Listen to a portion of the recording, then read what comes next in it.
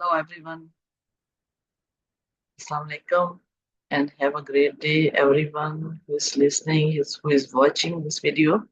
I wish you all the best, and I wish that students should learn something from me, because if you are teaching, you are teaching to a generation, and this generation will shift your ideas to the next generation. So in a way, it is very good idea to teach, and it is also very good idea that the student should learn. तो students, हम बगैर time ज़ाय किए हम आज अपना जो नया chapter start करते हैं, और ये नया चैप्टर जो है वो चैप्टर 5 है, और केन्जियन सिस्टम 1 हमने आज पढ़ना है, the role of aggregate demand. So it is lecture by Dr. Syeda Azra. I am here, professor at the School of Economics, Bahauddin University, Multan, Pakistan. So students, हमें सबसे पहले तो ये समझना चाहिए कि आपका जो चैप्टर का नाम है केन्जियन सिस्टम, इसका मतलब क्या है. असल में केन्जियन सिस्टम जो है वो उन आइडियाज पे बेस करता है जो कि जॉन मेनर्ड केन्स, जो एक बहुत बड़ा इकोनॉमिस्ट है, और ये हमें मॉडर्न इकोनॉमिक्स का, मैक्रो इकोनॉमिक्स का बानी भी कहलाता है. ये उसके आइडियाज पर मुश्तमिल है, और जो एम्फेसाइज करता है किस चीज पर, on the role of government intervention, यानी गवर्नमेंट की इंटरवेंशन के ऊपर वो एम्फेसाइज करता है, जोर देता है कि गवर्नमेंट जो है उसकी इंटरवेंशन होना ज़रूरी है इकोनॉमी में. और ये मैं याद दिलाती जाऊं कि ये बिल्कुल जो है वो क्लासिकल सिस्टम के बरअक्स है, क्योंकि उनका कहना था कि गवर्नमेंट की कोई इंटरवेंशन इकोनॉमी के अंदर नहीं होना चाहिए, सेल्फ करेक्टिंग सिस्टम होना चाहिए, यानी डिमांड और सप्लाई से चीज़ें जो है वो डिटरमिन होनी चाहिए, फैसले इकोनॉमी के. सो हम ये कह सकते हैं कि ये कहता क्या है, to manage the demand and address economic fluctuations, यानी मुल्क के अंदर डिमांड को भी, एग्रीगेट डिमांड को मैनेज करे और इकोनॉमिक फ्लक्चुएशन को भी मैनेज करे और उनको करेक्शन करे. ये गवर्नमेंट का रोल है. तो according to Keynesian economics, during the recession और period of economic downturn, so consumer की जो डिमांड है वो डिक्रीज होना शुरू हो जाती है, जिसकी वजह से क्या होगा कि प्रोडक्शन में कमी आ जाएगी. जाहिर है कि अगर कंज्यूमर डिमांड ही नहीं करेंगे तो प्रोडक्शन में कमी आ जाएगी, और उससे क्या होगा, हायर अनएम्प्लॉयमेंट हो जाएगी. तो ये उसके कॉन्सिक्वेंसेस बताए हैं कि कैसे डाउनटर्न में इकोनॉमी जो है, एग्रीगेट डिमांड कम होने की वजह से अनएम्प्लॉयमेंट और आउटपुट में कमी आ जाती है, अनएम्प्लॉयमेंट में इजाफा हो जाता है और आउटपुट में कमी आ जाती है.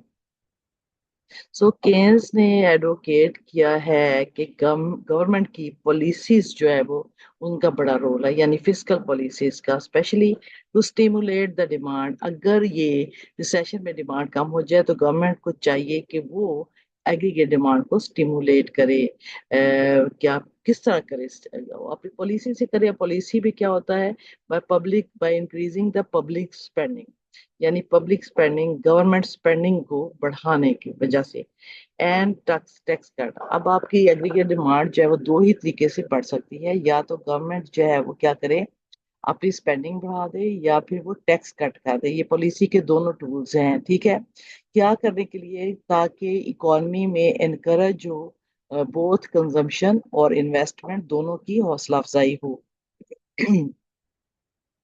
सो द सेंट्रल जो इसका थीम है केन्जियन सिस्टम का, वो क्या है, aggregate demand is the primary driver driver है या ड्राइविंग फोर्स है इन द इकोनॉमी, यानी इकोनॉमी में एग्रीगेट डिमांड का बहुत रोल है.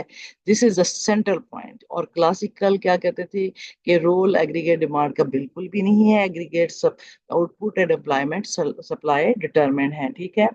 तो ये मैं कह सकती हूँ कि ये इकोनॉमी को जो है वो कहीं भी अगर आप अपवर्ड है या डाउनवर्ड इकोनॉमी जा रही है तो एग्रीगेट डिमांड का रोल ही होता है. اور آپ دیکھیں کہ اگر وہ کہتا ہے کہ انسفیشینٹ ڈیمانڈ ہو جائے گی تو اس کی وجہ سے lead to a prolong period of economic جو کیا اسے کہہ سکتے ہیں اسٹیگنیشن ہو جائے گی. سو ہم یہ کہہ سکتے ہیں اگر ہم اس کو مطلب جسٹ کہیں وہ کیا ہے کہ انڈین سسٹم جو ہے وہ فوکس کرتا ہے on the importance of government action to stabilise the economy and to promote full employment through fiscal and monetary policy. So یہ جو چیپٹر 5 ہے اسٹوڈنٹ، آپ کینزین سسٹم آپ کو سمجھ آئے گا کہ کینزین سسٹم جو ہے وہ ایک تو فسکل پالیسی کی بات کرتا ہے، ایک ایگریگیٹ ڈیمانڈ کی بات کرتا ہے کہ اکانومی میں یہ سارا کچھ انہی کی وجہ سے وقوع پذیر ہوتا ہے. اب ہمیں دیکھنا چاہیے کہ رول آف ایگریگیٹ ڈیمانڈ کیا ہے. تھوڑا سا میں اس کے اوپر بھی روشنی ڈالوں گی. Aggregate demand plays a crucial role in determining the overall level of economic activity. کہ کینز کے مطابق جو اس میں فلکچویشن جو ہے وہ کیا ہوں گے، وہ پرائمری ڈرائیور ہیں اکنامک سائیکلز کے. تو ہم یہ کہہ سکتے ہیں کہ کینز کا جو سسٹم ہے اوپر ہم نے پڑھا وہ سسٹم بھی ایگریگیٹ ڈیمانڈ کی بات کرتا ہے، اور پھر وہ سسٹم ہم نے آج دیکھنا ہے کہ اس کا ایگریگیٹ ڈیمانڈ کا رول کس طرح کس میکانزم میں ایگریگیٹ ڈیمانڈ جو ہے اپنا پارٹ پلے کرتی ہے. Let's start. کینزینس اکنامکس جو ہے وہ آپ کو پتا ہے کہ ڈیولپ ہوئی ہے against the back ground of the great depression of 1930s. Keynes کی جو اکنامکس ہے وہ اس بیک گراؤنڈ میں لکھی جائے 1930 کا جب گریٹ ڈپریشن آیا تھا. دا افیکٹ آف اس کے بارے میں پہلے بہت ڈسکس کر چکی ہوں پہلے چیپٹر میں. تو کیا ہوا تھا کہ افیکٹ آف گریٹ ڈپریشن میں ایک U S economy can be seen in figure 5.1 میں. یہ فگر میں اس کی حالت دیکھی جا سکتی ہے یو ایس کی اکانومی کی، جو یہ بتاتا ہے کہ annual employment rate for the years 1929 سے 1929 سے 1941 تک جو ہے آپ کے جو اینول ان امپلائمنٹ ریٹس تھے امریکہ میں جو ہے وہ کیا تھے، یہ اس کی پوری پکچر شو کرتا ہے. The unemployment rose from 3.2% of the labour force in 1929 میں جو ان امپلائمنٹ ریٹ 3.2% تھی وہ 25.2% پہ چلی گئی 1933 میں. یعنی آپ دیکھیں ایک سال کے اندر یہ اتنا بڑا اضافہ ہوا ہے ان امپلائمنٹ ریٹ کے اندر، 3.2 کہاں اور 25.2 کہاں. تو آپ the low point for economic activity during the depression. تو یہ ڈپریشن کے دوران جو ہے وہ اکنامک ایکٹیویٹی لو ہوگی. ظاہر جب ان امپلائمنٹ ہوگی تو کام ہی نہیں کوئی کرے گا تو کیا ہوگا، ڈپریشن مزید پڑے گا. Unemployment remained over 10% through the decade, اور پورے 10 سال جو اگلے ہیں اس میں ان امپلائمنٹ ریٹ جو ہے وہ 10% سے اوپر ہی رہا. یعنی کتنے فار فلنگ اس کے جو ہے وہ امپیکٹ پڑے ہیں ڈپریشن کے. تو اب کینز اس کو سارے حالات کو دیکھ رہا ہے. آپ بھی ذرا سارے حالات کو دیکھیں. تو جیسے جیسے ہم پڑھتے جا رہے ہیں آپ کے دماغ میں پکچر کلیئر ہوگی کہ گریٹ ڈپریشن نے کتنا ڈیوسٹیٹنگ رول پلے کیا تھا ورلڈ کی ڈفرنٹ اکانومی میں. So real gross national product G N P جو ریئل تھی فیل بائی 30%، اور 30% تک جو ہے وہ جی ڈی پی جو ریئل ہے وہ گر گئی تھی. کب؟ 1929 سے 33 تک. اینڈ ڈڈ ناٹ ریچ 1929 میں نہیں ریچ ہوئی ہے لیول اگین انٹل 1939. تو وہ پھر 1939 تک جو ہے وہ اپنا پرانا معیار برقرار بحال نہیں کر سکی. سو دا برٹش کا اکانومسٹ جان مینارڈ کینز بک اب برٹش کا سے تعلق ہے کینز کا، اور اس کی کتاب تھی جو پہلی اسے جس نے تہلکہ مچایا تھا، جس نے کہ نئی ماڈرن اکنامکس کی جو بنیاد رکھی تھی. The general theory of employment interest and money is the foundation of Keynesian system. یعنی میں نے کہا کہ اس نے بنیاد رکھی تھی. was more heavily influenced by events in his own country than those in the United States. کہ اب یونائٹڈ اسٹیٹ کے تو ہم نے فگر بیان کیے، بندہ یہ حالات ہم نے اوپر یونائٹڈ اسٹیٹس کے بیان کیے، لیکن جو ہم بات کر رہے ہیں وہ کینز کی، یہ یو کے ہے. وہ کہتا ہے یو کے میں رہ کر وہ امریکہ کے حالات ہے وہ اپنے ملک کے حالات سے متاثر ہوا تھا. اس کی وجہ یہ کہ جہاں امریکہ میں پیرامیٹرز بہت बैड डायरेक्शन में जा रहे थे। इंग्लैंड में भी जो है वो, यूके में भी ऐसे ही हालात थे। In Great Britain high unemployment began in early 1920s। इस यहाँ तो हालात और भी खराब थे, यानी वहां पर तो 1929 में हालात बिगड़ना शुरू हो गया, और यहाँ 1920 में and persisted, unemployment rate high हो गया इनटू, और ये परसिस्ट किया, जारी रहा into the through out 1930s। ये 1930 की दहाई तक ये बरकरार रहा हाई अनएम्प्लॉयमेंट रेट इंग्लैंड के अंदर। The high unemployment in Great Britain high unemployment in Great Britain जो है वो led to debate among economists and policy makers over the causes, and you may say कि इसकी causes क्या है, इसके ऊपर जो है वो हाई अनएम्प्लॉयमेंट रेट जो है वो, इसके ऊपर डिस्कशन होना शुरू हो गई। डिफरेंट सब लोग जो बैठते थे, इकोनॉमिस्ट भी, और फिर वो सोच रहे थे कि इसका क्या हल निकाला जाए, इस इंक्रीज अनएम्प्लॉयमेंट को कम किया जाए, कैसे किया जाए। Keynes was participant in this debate। जो डिबेट मुल्क के बुरे हालात के ऊपर चल रही थी, उसमें केन्स एक शरीक था, तो उसकी बहुत सी मीटिंग्स में, during the course of which he developed his revolutionary theory of macro economics. तो इसी दौरान उसने अपनी इनकलाबी इकोनॉमिक थ्योरी जो है वो उसने क्या की है, इंट्रोड्यूस करवा दी। यानी हम ये कह सकते हैं कि 1930 के जो डिप्रेशन के हालात ना आते तो शायद केन्स का वजूद भी हमारे सामने इस तरह ना आता जिस तरह आज आया है। तो पता चला कि इंसान हमेशा हालात की पैदावार होती है, हालात इंसान को जो है वो कुंदन बनाते हैं, हालात इंसान को जो है वो हीरा बना देते हैं, और हालात ही इंसान को जो है वो बस्तियों से उठाकर बुलंदियों तक पहुंचा देते हैं। So this is the journey of Keynes after the 1930s depression. और केन्स एक इकोनॉमिक्स के उफक पर एक सितारा बनकर चमका। अच्छा, अब हम इसको देखते हैं आगे, कि आगे हम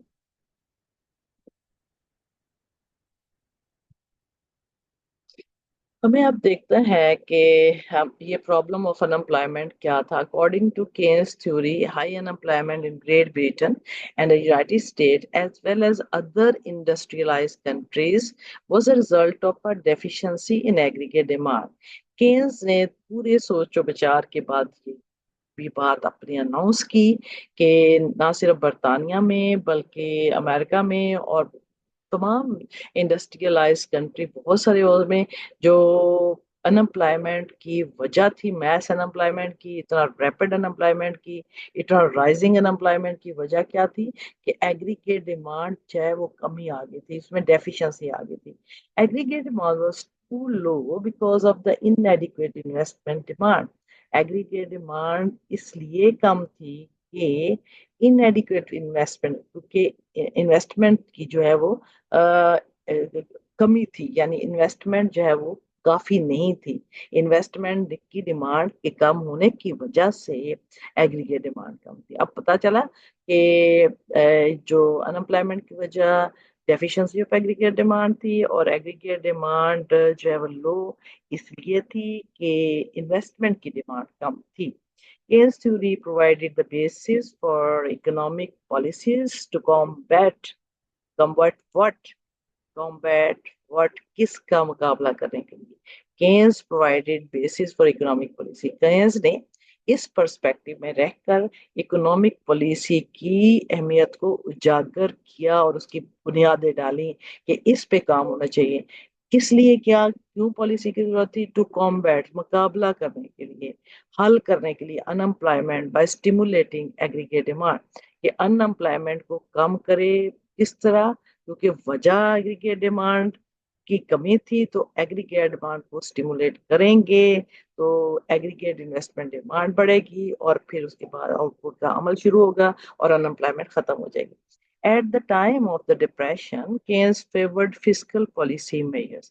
जब डिप्रेशन के हालात से दुनिया गुजर रही थी, तो केन्स ने बतौर खास जो है वो जिस पॉलिसी का जिक्र किया वो फिस्कल पॉलिसी के मेजर से, primarily government spending on public works project के, प्राइमरीली उसने जो जिस पे फोकस किया था वो था कि गवर्नमेंट को चाहिए कि वो पब्लिक ورکس پروجیکٹ شروع کرے، یعنی کہ لوگوں کے لیے کام کرے، ویلفیئر کے کام کرے، اور لوگوں کی جو ہے وہ عوام سے ریلیٹڈ کام پروجیکٹس پہ کام کرے جس میں لوگوں کو فائدہ ہو، ٹو اسٹیمولیٹ ڈیمانڈ تاکہ ڈیمانڈ بڑھے. مور generally Keynesian's theory advocates using monetary and fiscal policies to regulate aggregate demand. لیکن وہ بطور خاص تو وہ ذکر کرتا ہے کہ جو ڈپریشن ہے اس میں تو فسکل پالیسی، لیکن اس نے جو جنرلی یعنی بطور خاص ان پرٹیکولر اور ان جنرل، یعنی کہ اس نے صرف فسکل پالیسی پہ ہی فوکس نہیں کیا، اور وہ تو آفٹر جو ہے ڈپریشن جو ہے اس کے آئیڈیاز سے، لیکن اس نے کہا کہ جنرلی دونوں ہی پالیسی یعنی مونیٹری اور فسکل پالیسی جو ہے دونوں کی ہی اس نے وکالت کی تھی to regulate the aggregate demand. So aggregate demand is a problem which can be solved by applying the monetary and fiscal policies. تو پتا چلا کہ اس کو ہم فسکلسٹ تو کہتے ہیں، لیکن اس نے یہ نہیں کہا کہ صرف فسکل پالیسی ہو، مانیٹری پالیسی کے بغیر فسکل پالیسی چلتی نہیں ہے، کیونکہ دونوں کے انٹریکشن سے چلتی ہے. To understand the revolutionary nature of this theory, اس تھیوری کا ریولیوشنری انقلابی جو نیچر ہے اس کو سمجھنے کے لیے the state of macroeconomic thinking about unemployment as an economic policy question at that time Keynes thought was developing. So کہتے ہیں کہ اس کو ہمیں ریولیوشنری آئیڈیا کو سمجھنے کے لیے consider the state of macroeconomic thinking کہ آپ میکرو اکنامک تھنکنگ کے بارے میں ذرا سوچیں اباؤٹ انمپلائمنٹ، آپ انمپلائمنٹ کے بارے میں ذرا سوچیں as an economic policy question, کہ انمپلائمنٹ ایک پالیسی کا کوشچن ہے. At the time Keynes thought was developing, تو کینز کی تھاٹ جب ڈیولپ ہو رہی تھی اس وقت انمپلائمنٹ ایک کوشچن تھا، اور اس وقت سوال بھی پیدا ہوتا تھا، نیچرلی تھا کہ انمپلائمنٹ کو ختم کرنا تھا تو کوئی بندہ باہر سے آ کے جن یا پریاں تو آ کے نہیں ٹھیک کر سکتی، تو اب عوام بھی نہیں ٹھیک کر سکتی. تو یقین کریں کہ اب ایک بات پہ آپ ہمیشہ فوکس کریں کہ جب بھی کسی اکنامک میں ڈاؤن ٹرن آتا ہے تو عام بندے تو ڈورمنٹ ہو جاتے ہیں، پھر اکانومی میں ریوائول لانے کے لیے جو ہے وہ گورنمنٹ اپنی فسکل پالیسی کو ٹول کو یوز کرتے ہوئے ایکٹیویٹی جنریٹ کر سکتی ہے، اور دیکھا دیکھی پرائیویٹ سیکٹر بھی آ کے کام کرنا شروع ہو جاتا ہے. تو جیسے گھر کے جو ماں باپ گھر کا خیال رکھتے ہیں، ویسے ہی گورنمنٹ جو ہے وہ اپنی پالیسی کے ذریعے اکانومی کی ویلفیئر کا خیال رکھتے ہیں. So classical economists recognize the human cost of unemployment as stated, for example, by Alfred Marshall. خود classical economists جو ہے وہ human cost of unemployment کی جو انسانی cost جو اسے قیمت ادا کرنی پڑتی ہے اس کے بارے میں خود الفرڈ مارشل، جسے ہم پارٹلی کہتے ہیں کہ یہ کلاسیکل ہے اور پارٹلی کبھی ہم اس کو نیو کلاسیکل میں ڈال دیتے ہیں. اینی ویز کچھ لوگ اس کو نیو کلاسیکل کی بجائے کلاسیکل میں ڈالتے ہیں، تو چلے ہم کلاسیکل کی بات کر رہے ہیں تو اس دفعہ انہوں نے کلاسیکل کی ہی بات کی ہے. فورسڈ ان انٹرپشن یعنی break to labour is grievous evil, کہ اگر آپ لیبر کو فورس نکال دیتے ہیں، اپلائی کرتے ہیں، تو یہ بہت ایسی برائی ہے جس سے کہ گریویس، یہ ناپسندیدہ برائی ہے. اور دو برائی تو ساری ناپسند ہوتا ہے، بلکہ یہ آپ کو گریو کرتی ہے، اداس کرتی ہے، پریشان کرتی ہے. Those whose livelihood is secure, وہ لوگ جن کی نوکریاں سیکیور ہوتی ہیں، again physical and mental health, ان کو فزیکل ہیلتھ بھی دستیاب ہے اور مینٹل ہیلتھ بھی دستیاب ہے. From happy and well spend holidays, اور وہ اپنے بہت خوش کن اور اپنے جو ہے وہ بہت اعلیٰ ہالیڈیز بھی مناتے ہیں. بٹ وانٹ آف ورک، دوسری صورت میں دیکھیں کہ جب کام کی کمی ہوگی ود لانگ کنٹینیوڈ اینگزائٹی، کہ آپ جب کام کی کمی ہوگی تو آپ کے ذہن میں جو ہے وہ ٹینشن ہوگی، کنزیومز اے مینز بیسٹ اسٹرینتھ، جس کی وجہ سے ٹینشن کی وجہ سے انسان کے جو مینٹل کوالٹیز ہیں وہ کم ہو جاتی ہیں وداؤٹ اینی ریٹرن، اور اس کا کوئی ریٹرن بھی نہیں ہوتا. یعنی مینٹل ایک ایکسرسائز تو ہو رہی ہے، جب آپ ٹینشن میں ہوتے ہیں، ڈپریشن میں ہوتے ہیں، تو آپ کو اس کے بدلے میں کوئی ریٹرن نہیں ملتا، الٹا نقصان ہوتا ہے. His wife became thin this is very interesting कि वो जब जाहिर है कि जिसके घर में फाके होंगे उसकी बीवी तो कमजोर हो जाएगी, and his children get as it were a nasty notch in their lives. तो उनके बच्चों की जिंदगियां भी जो है वो बहुत परेशान और बहुत ही फरसुदा और इस तरह की सोच रखने वाली हो जाती हैं कि बच्चे जो है वो नेगेटिविटी की तरफ चल जाते हैं, which is perhaps never outgrown, जो कि जो कि कभी भी आउटग्रो नहीं हुए थे। तो हम ये कह सकते हैं, हम ये कह सकते हैं कि आपकी जो इसकी जो ह्यूमन कॉस्ट है वो ये है कि आप अपनी तमाम खुशियों से महरूम हो जाते हैं, आपकी फिजिकल और मेंटल हेल्थ खराब हो जाती है, आपके बच्चे बिगड़ जाते हैं, आपकी बीवी कमजोर हो जाती है, उनकी हेल्थ खराब हो जाती है। So this is the human cost of unemployment. So अगर ये ह्यूमन कॉस्ट इतनी बड़ी है, जहाँ इंसानों की खुशियां छीन कर उन्हें गमों में मुब्तला कर देती है, तो इस अनएम्प्लॉयमेंट का को बढ़ने से रोकना चाहिए, इसको कम करना चाहिए। This should be the policy action of the government, क्योंकि अनएम्प्लॉयमेंट के सोशो इकोनॉमिक बहुत सारे जो है वो नुकसान है। और अब देखिए बहुत से अनएम्प्लॉयड जो है वो सुइसाइड जो है वो कर लेते हैं, क्योंकि जाहिर है कि उनको जब कुछ नजर नहीं आता, बाप अपने बच्चों समेत पाकिस्तान में कई दफा हमने सुना है कि वो नहर में छलांग लगा दी है, माँ ने अपने बच्चों को भी मार दिया, खुदकशी कर ली है। तो this is how you can say कि अनएम्प्लॉयमेंट जो है वो फाकों की नौबत जब आती है, इंसान बेबस हो जाता है, तो उसकी मेंटल कैपेबिलिटीज खत्म हो जाती है और वो खुदकशी की तरफ भी चला जा सकता है। So this is what I wanted to highlight, that how unemployment is bad factor in the economy and which had been growing during the Great Depression. So that is why economists like Keynes, he took a priority and initiated writing a book that was related to the, you may say, removing these evils or minimizing these evils from the society, and by using the government fiscal policy. But Marshall had little to say about the causes of unemployment. Marshall ने ये सारा कुछ तो कह दिया, लेकिन unemployment की वजूहात, बीमारी की वजह जब तक नहीं पता चलेगी तो इलाज नहीं हो सकता है। डायग्नोस्टिक की बात नहीं की उसने, मार्शल ने डायग्नोज नहीं किया कि अनएम्प्लॉयमेंट होती क्या। सो ये खराबी है ना, ये आप देखें ना, आप इतने बड़े इकोनॉमिस्ट हैं, आप ये तो कहते हैं कि अनएम्प्लॉयमेंट होता है, आप अनएम्प्लॉयमेंट की वजह तो बताएं ना।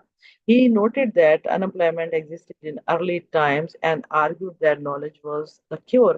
उसने कहा कि ये अर्लियर टाइम में जो है अनएम्प्लॉयमेंट एग्जिस्ट करती थी, एंड और वो कहता था कि नॉलेज इसका इलाज है, in that it would increase the skill, कि अगर आप अनएम्प्लॉयमेंट को खत्म करना चाहते हैं तो पढ़े लिखे हो जाएं, महारतें हासिल कर लें, and also keep labours and firms from making poor economic decision. तो आप अगर पढ़े लिखे होंगे तो फर्म्स और इकोनॉमी के डिसीजंस भी जो है वो पुअर नहीं होंगे, that would result in business failure. वो डिसीजन जो आपकी बिजनेस की फेलियर की तरफ जाते हैं और अनएम्प्लॉयमेंट की तरफ जाते हैं, उनका सद्देबाप करने के लिए जरूरी है कि नॉलेज दिया जाए और लोगों को महारत दी जाए, ताकि वो भूखे ना मरे।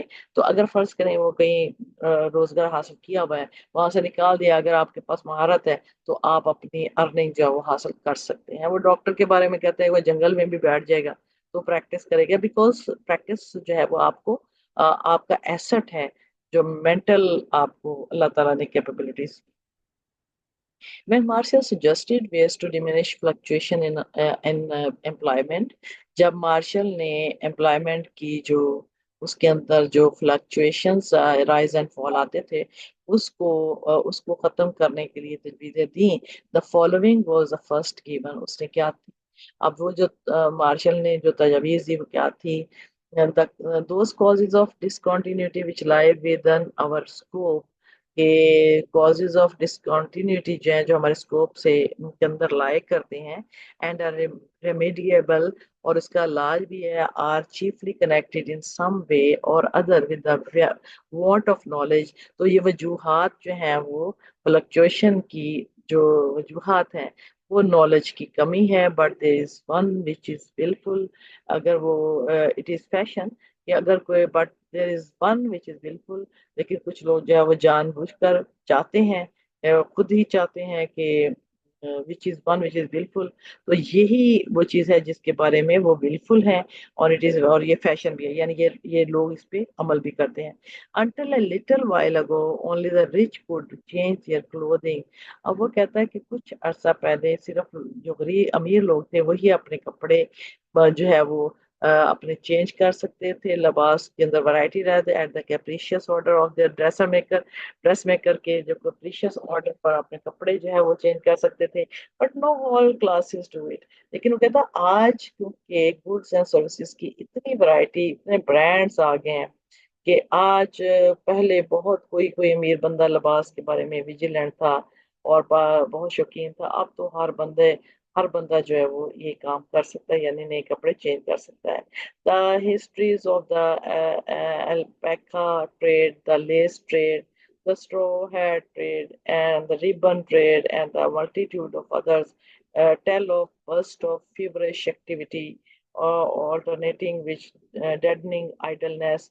तो वो कहता है कि ये जो सारे कारोबार थे, पैका ट्रेड, ये कपड़े की कोई रेशम की कोई किस्म है, इसी तरह लेस ट्रेड, ये सारे जो ट्रेड की डिफरेंट रिबन ट्रेड, ये जो सारे लिबास के लिए इस्तेमाल हो रहे हैं, बड़े बड़े आला से आला चीजें इजाद हो रही हैं। और वो क्या है, tale of bust of feverish activity, ये सारे बताते हैं कि इकोनॉमिक एक्टिविटी हो रही है, पीछे एम्प्लॉयमेंट भी जनरेट हो रही है, अल्टरनेटिंग विद डेडलिंग डेडनिंग आइडलनेस। तो फिर वो डेडली जो आइडलनेस है, बेरोजगारी है, उसको ये खत्म करते हैं। मतलब ये है कि अगर आप नई नई चीजें बन रही हैं तो आप जो है वो उस वक्त समझ लें कि इकोनॉमिक एक्टिविटी हो रही है और एम्प्लॉयमेंट जो है वो जनरेट हो रही है। So, this analysis was hardly a basis for a solution to unemployment in Britain in the 1920s। कि ये analysis जो है वो बमुश्किल ये बेस प्रोवाइड कर सकता था जो ब्रिटेन में 1920 में अनएम्प्लॉयमेंट हो गई थी। तो हम ये कह सकते हैं कि मार्शल की ये स्टेटमेंट्स हमारे लिए कोई हेल्पफुल नहीं थी। ये स्टेटमेंट 1920 में जब ब्रिटेन में अनएम्प्लॉयमेंट मैस अनएम्प्लॉयमेंट होना शुरू हो गई, तो ये तो समझ लें कि बहुत ही एक माइनर सी बात कही है मार्शल ने, जिसके जो कि पॉलिसी की तरफ इशारा नहीं कर रही है। Marshall and other economists relying on the classical theory had little else to offer. Marshall और वैसे लोग जो कि क्लासिकल स्कूल ऑफ थॉट से तल्लक रखते थे, उनके पास लिटिल एल्स टू ऑफर, उनके पास कुछ ऑफर करने के लिए था ही नहीं। यानी आप ये कह सकते गेम्स से पहले जितने भी क्लासिकल थे या न्यू क्लासिकल थे, उन्होंने अनएम्प्लॉयमेंट की बात तो की, उसकी कॉजेस की भी बात की, लेकिन उन्होंने भी सोल्यूशन नहीं दिया। So much of the debate over economic policy in Great Britain at that time focused on the desirability of government spending on public works as a cure for unemployment। लेकिन अब वो कहता है कि जो कि ग्रेट ब्रिटेन में उस टाइम जो बातें हो रही थी, जो ज्यादातर फोकस था वो इस चीज पर था कि गवर्नमेंट स्पेंडिंग को डिजायरेबल होना चाहिए ऑन पब्लिक वर्क्स के, अवाम की वेलफेयर के कामों पे गवर्नमेंट को पैसा खर्च करना चाहिए, यानी गवर्नमेंट की पॉलिसी का रोल शुरू होना चाहिए। What we would not term an expansionary fiscal policy action। अब जो बात हमने कहा है ना कि ये पब्लिक ये क्योर होना चाहिए अनएम्प्लॉयमेंट का, और इसके लिए गवर्नमेंट की स्पेंडिंग होनी चाहिए। एक्चुअली वी इसको हम जो नाम देंगे, जब गवर्नमेंट पब्लिक वर्क्स के प्रोग्राम करती है लोगों की खुशहाली के लिए और उनके अनएम्प्लॉयमेंट को खत्म करने के लिए, तो इसको हम जो नाम देंगे, ये रेड कलर मैंने इसीलिए लिखा, तो इसको हम एक्सपेंशनरी फिस्कल पॉलिसी करते हैं, where in the government increases its public works expenditure to cure for unemployment। So, Keynes and others argued that such action would increase output and employment। उनका ये कहना था कि अगर गवर्नमेंट ये एक्शन लेती है पब्लिक वर्क्स के, तो दो फायदे होंगे, एक तो आउटपुट बढ़ेगी और अनएम्प्लॉयमेंट जो है वो खत्म होगी और एम्प्लॉयमेंट बढ़ेगी। Such expenditure would act both directly and indirectly. तो ये एक्सपेंडिचर आपके डायरेक्टली भी इफेक्ट करेंगे और इनडायरेक्टली भी, they would increase the income, और ये लोगों की इनकम को बढ़ा देंगे। تو خوشحالی کی طرف ایک قدم ایکسپینشنری فسکل پالیسی ہے. Enhance consumer expenditure of those employed by the public works project. جب گورنمنٹ نے پروجیکٹس کیے ہیں عوام کے لیے، تو وہ جن کو نوکری ملی ہے ان پروجیکٹ کے انڈر، تو ان کے جو کنزمپشن ہے کیا ہوگا؟ 10 جنریٹنگ سیکنڈری امپلائمنٹ. ان کے ایکسپینڈیچر کی وجہ سے سیکنڈری امپلائمنٹ. کیسے؟ کہ جب وہ پیسے، ظاہر پیسے انہیں ملیں گے، وہ بازار میں جائیں گے اور ایکٹیویٹی جنریٹ ہوگی اور چراغ سے چراغ جلے گا، تو دیکھا دیکھی بہت سے لوگ جو ہے وہ پرائیویٹ سیکٹر بھی اس پہ آ کر انویسٹمنٹ کرنا شروع ہو جائیں گے. تو سیکنڈری لیول آف انویسٹمنٹ شروع ہوگی، یعنی کہ اگلا دور شروع ہوگا، ایک نئی انویسٹمنٹ شروع ہوگی. جو پہلے ہوتی ہے اسے ہم پرائمری انویسٹمنٹ کہتے ہیں. اس کے بعد وہ انویسٹمنٹ جو اگنائٹ کرتی ہے، جو اگلی انویسٹمنٹ کو فوکس کرتی ہے، اسے ہم سیکنڈری انویسٹمنٹ کہتے ہیں. Those argue against Keynes' view primarily on the classical analysis. وہ کہتا ہے یہ باتیں تو سارے صحیح کر رہے ہیں، تو لیکن مخالفت کون کر رہے ہیں؟ کہتا ہے وہ جو اس سے مخالفت کریں گے وہ لوگ ہیں جو کلاسیکلز کے حمایتی ہیں. ٹھیک ہے. سو انکریزنگ گورنمنٹ اسپینڈنگ. اب وہ بتا رہا ہے کہ اگر گورنمنٹ پبلک ورکس کے پروگرام شروع کر دے گی اور اسپینڈنگ بڑھاتی ہے، unless financed by monetary money creation. اگر گورنمنٹ جو ہے وہ نئے نوٹ چھاپنے کی وجہ سے اپنے ایکسپینڈیچر نہ بڑھائے، یعنی نئے نوٹ کے آنے کی وجہ سے، and this changes in monetary policy. اگر وہ کہتا ہے کہ unless financed by money creation and thus changes in the money supply would not affect either employment or the price level. وہ کہتا ہے کہ اگر گورنمنٹ کے جو ایکسپینڈیچر جو بڑھا رہے ہیں، اگر وہ منی کریشن اور مانیٹری پالیسی کے تھرو جو ہے اس کو فائنانس نہیں کیا جائے گا، یعنی مانیٹری پیسہ کہاں سے آئے گا؟ پیسہ تو مانیٹری پالیسی سے آئے گا. would not affect either employment. تو پھر employment میں کوئی چینج نہیں آئے گی اور the price level میں چینج آئے گی. So if public works projects were financed by creating money, اگر پبلک ورکس کے پروگرام جو ہے وہ منی کی کریشن سے فائنانس ہوں گے، the price level but not the level of output. تو وہ کیا کہتا ہے کہ if public works for projects were financed by creating money, the price level but not the level of output or unemployment would be affected. لیکن کہتا ہے کہ اگر پبلک ورکس کے پروگرام جو ہے وہ منی کریشن سے جو ہے وہ فائنانس ہوں گے، تو the price level but not the level.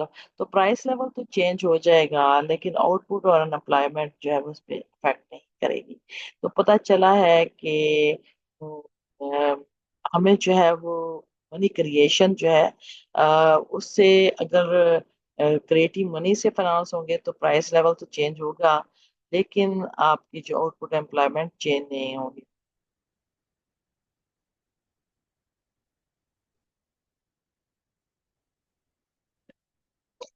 تو ہم کہہ سکتے ہیں کہ گورنمنٹ کے جو ایکسپینڈیچر جو ہے وہ اگر finance by money creation and this changes in monetary policy. تو اس کا مطلب یہ ہے کہ منی کریشن تھرو مانیٹری پالیسی ہونا چاہیے. تو خالی اگر ہم مانیٹری پالیسی کو مد نظر رکھے بغیر ہی منی کریشن کرتے ہیں تو پرائس لیول بڑھے گا، مانیٹری پالیسی کے آبجیکٹیو اچیو ہوتے ہیں.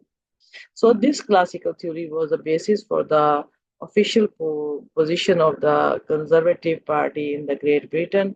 تو یہ کلاسیکل تھیوری جو تھی وہ کنزرویٹو پارٹی کی بیسس تھی، آفیشیل پوزیشن اس سے حاصل کی ہوئی تھی، یعنی انہوں نے کلاسیکلز کو ہی فالو کر رہے تھے گریٹ برٹن کی حکومت، which was in power for most of the 1920s.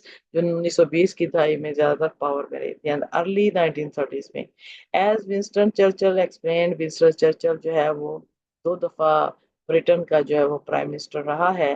اس نے یہ جو پہلی جنگ عظیم تھی اس کے دوران یہ اس وقت وہاں کا پرائم منسٹر تھا، اور اس نے ایکسپلین کیا تھا آرتھوڈاکس ٹریگری ڈوگما، کہ یہ آرتھوڈاکس ہے اور یہ ٹریگری ڈوگما ہے، اسٹیڈ فاسٹلی ہیلڈ، کہ یہ ہمارا ڈوگما ہے، ہمارا یقین ہے، ہمارا ٹریگری یقین ہے، آرتھوڈاکس ہے، یہ ہمارا نظریہ ہے स्टेड फास्टली जिसे हमने हेल्ड किया है, किसको, क्लासिकल्स को, that whatever might be the political social advantages, इसके जो भी सोशल या पोलिटिकल फवायद हैं, very little employment can in fact as a general rule be created. कहता है कि अगर थोड़ी सी एम्प्लॉयमेंट क्रिएट होगी by state borrowing and state expenditure, के स्टेट के एक्सपेंडिचर या स्टेट के बोरोइंग से जो है वो एम्प्लॉयमेंट इतनी ज्यादा नहीं हो सकती। तो इसका मतलब ये है कि वो क्लासिकल के जो ऑर्थोडॉक्स ट्रेयरी डॉगमा को फॉलो कर रहा था, और वो केन्स के आइडियाज को अभी फेवर नहीं कर रहा था। In the United states classical policy पर प्रेस्क्रिप्शंस वर आल्सो इन्फ्लुएंशियल। तो ये सिर्फ जो क्लासिकल हैं ग्रेट ब्रिटेन में ही नहीं छाए हुए थे, अमेरिका में भी क्लासिकल्स का ही असर असर रसूख था, यानी उसी से वो मुतासर थे। far from trying to raise demand and stimulate output and employment, के बजाय इसके कि वो डिमांड को बढ़ाते और आउटपुट को स्टिमुलेट करते, एम्प्लॉयमेंट को बढ़ाते। During the height of the great depression 1932, 1930 के डिप्रेशन के दौरान 1932 में बजाय इसके एग्रीगेट डिमांड को बढ़ाते और आउटपुट को स्टिमुलेट करते, एम्प्लॉयमेंट, उन्होंने क्या किया, the administration of the हार्बर्ट Hoover engineered a large tax increase। उन्होंने बजाय एक्सपेंडिचर गवर्नमेंट के बढ़ाने के, टैक्स के अंदर बहुत बड़ा इजाफा कर दिया। So this was a great mistake in the United states के केस कह रहा है कि आपकी एग्रीगेट एक्सपेंडिचर बढ़ाने हैं तो आपको जो है वो दो काम कर रहे होंगे, एक तो एक्सपेंडिचर बढ़ा सकता है फिस्कल पॉलिसी के लिए रिवाइव करने के लिए, या टैक्स कम करना चाहिए। लेकिन क्योंकि वो क्लासिकल के अंडर थे तो उन्होंने क्या किया, उलट ही कर दिया, टैक्स बजाय कम करने के टैक्स बढ़ा। तो पता चला कि जब एक ऑर्थोडॉक्सी बड़ी पॉपुलर होती है उससे जान छुड़ाना बड़ा मुश्किल होता है। लोग जब ट्रोडन पाथ पे चलते हैं, घिसे पिटे रास्ते पे चलते हैं, नए रास्ते पे चलाना बहुत मुश्किल होता है।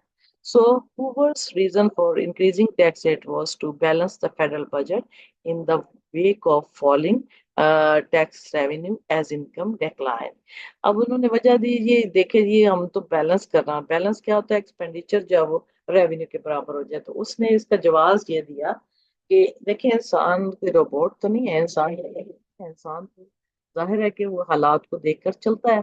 तो उसने कहा कि हमने टैक्स इसलिए बढ़ाए हैं कि फेडरल बजट को बैलेंस करना था, क्योंकि in the wake of falling, क्योंकि हमारे टैक्स रेवेन्यू कम हो गए थे और इनकम जो लोगों की अनएम्प्लॉयमेंट हुई थी, लोगों की इनकम कम हुई थी, लोगों की इनकम कम हुई है तो टैक्स कलेक्शन कम हुआ है, तो टैक्स कलेक्शन कम हुआ है तो हमारे एक्सपेंडिचर ज्यादा हो गए हैं, तो expenditure are greater than taxes, तो हमारा रेवेन्यू कम पड़ गया। इस रेवेन्यू को पूरा करने के लिए हमने टैक्स जो है वो रेट्स बढ़ा दिए हैं।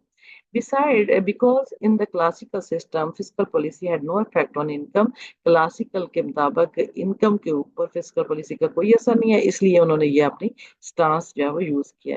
Prudent budget management had come to mean simply कि अगर आपका बहुत आला बजट मैनेजमेंट भी हो तो mean simply balancing spending with tax revenue. तो बजट प्रूडेंट जो बजट जो आला बजट आप बनाते हैं उसकी उसकी मैनेजमेंट का सिर्फ एक ही असूल है कि आपकी जो है वो स्पेंडिंग और टैक्स रेवेन्यू बराबर होना चाहिए, और उसमें जो क्लासिकल ने कहीं भी जो है वो फिस्कल पॉलिसी का रोल नहीं बताया। So when Franklin Roosevelt ran against Hoover for the presidency in the 1932, 1932 में जब रूजवेल्ट जो है वो हूवर के खिलाफ अपनी इलेक्शन कैंपेन चला रहा था, he attacked Hoover for failing to balance the budget। उसने हूवर पर एक ही तनकीद की कि उसने बजट बैलेंस नहीं रखा, and argued for cuts in government spending।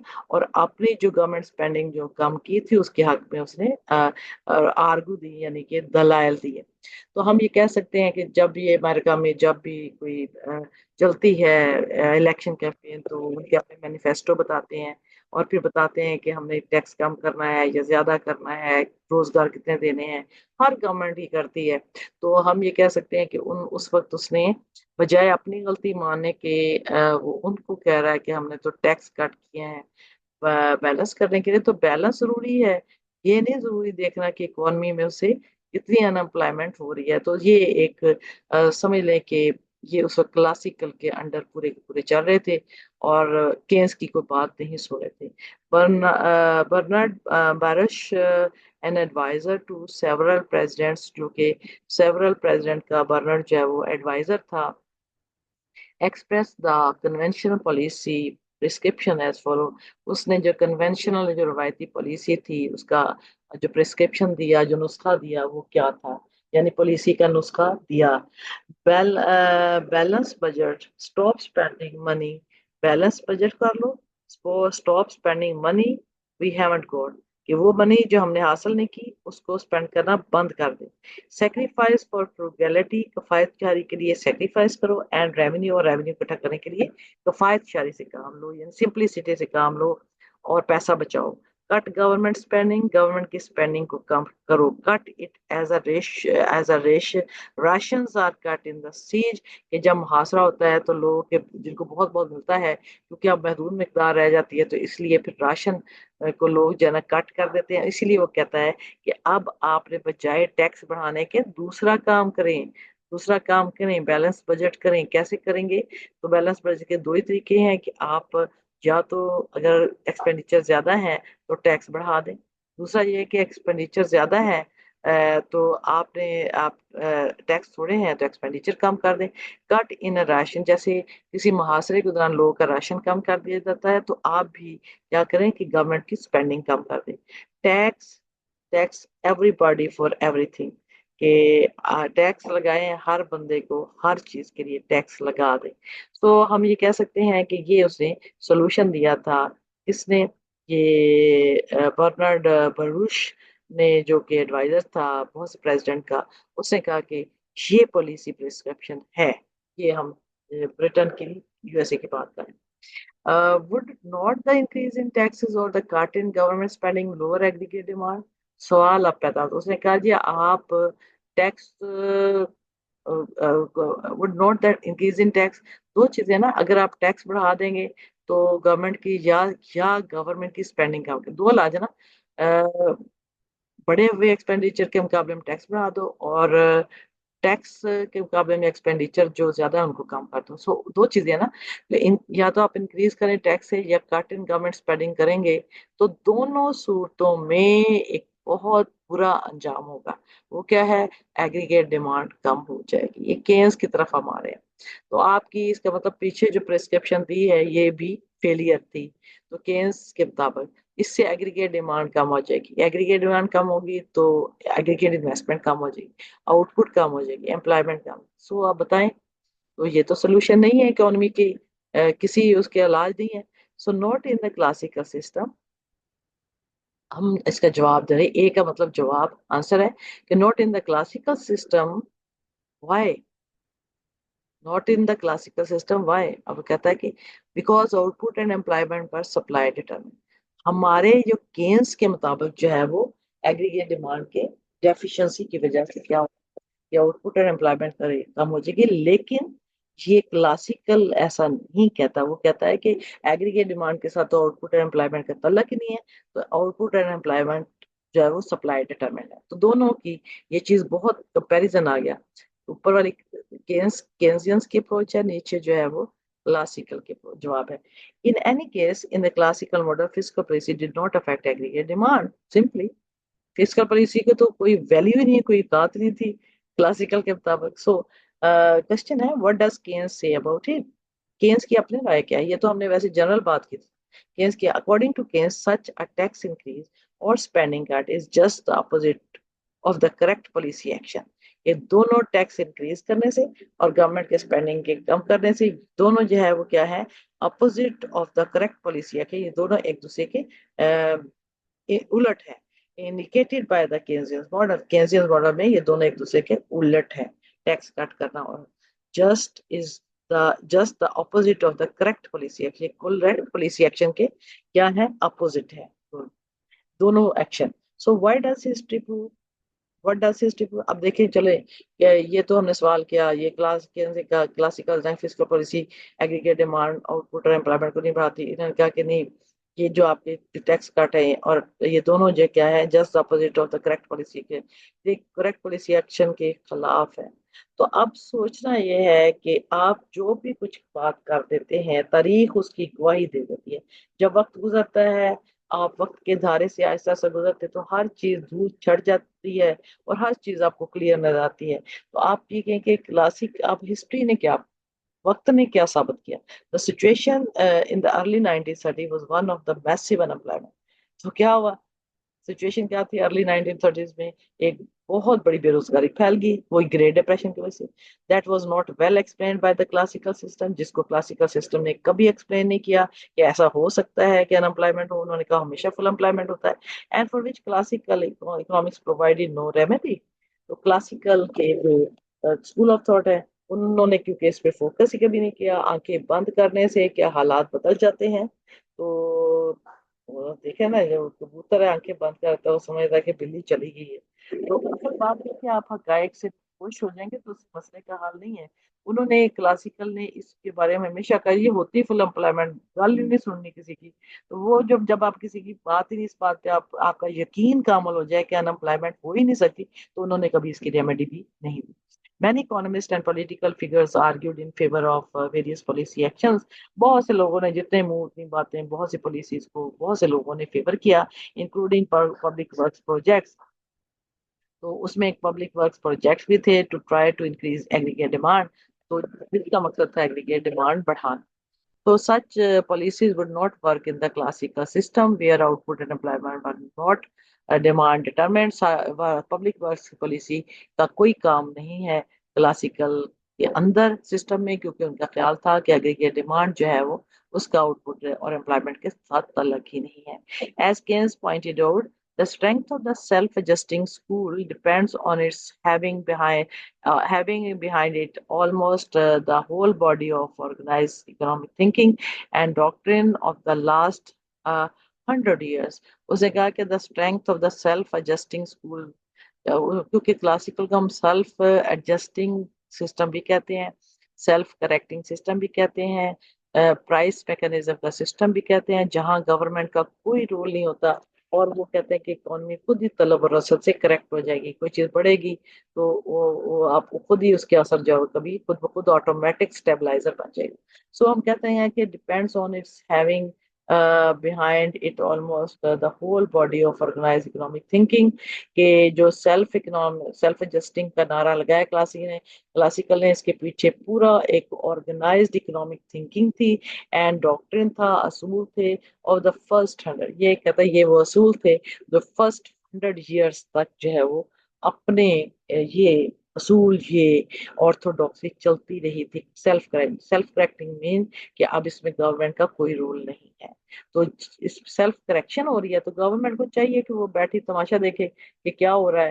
خود ہی طلب اور رسد جو ہے وہ کہتے تھے سپلائی کریٹس آن ڈیمانڈ، تو کوئی چیز بیکار پڑی نہیں رہے گی. لیکن اب پتہ چلا کہ 1930s کے ڈپریشن نے پھاڑا پھوڑ دیا. Keynes ranged himself among the heretics of the classical view of the just self-adjusting properties of the economy. Just a moment. Of the heretics, he writes, they are deeply dissatisfied. They believe that common observation is enough to show that facts do not conform to the orthodox reasoning. So ہم یہ کہہ سکتے ہیں کہ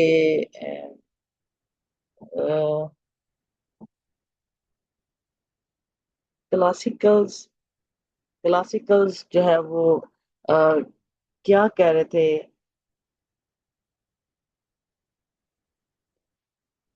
تو ہمیں اس پہ تھوڑا سا ہیریٹکس امنگ دا ہیریٹکس، اب ہمیں دیکھنا ہے ہیریٹکس کا مطلب کیا ہے. ہیریٹکس کا مطلب among the heretics those people who challenge the mainstream economic thought کو جو چیلنج کرتے ہیں.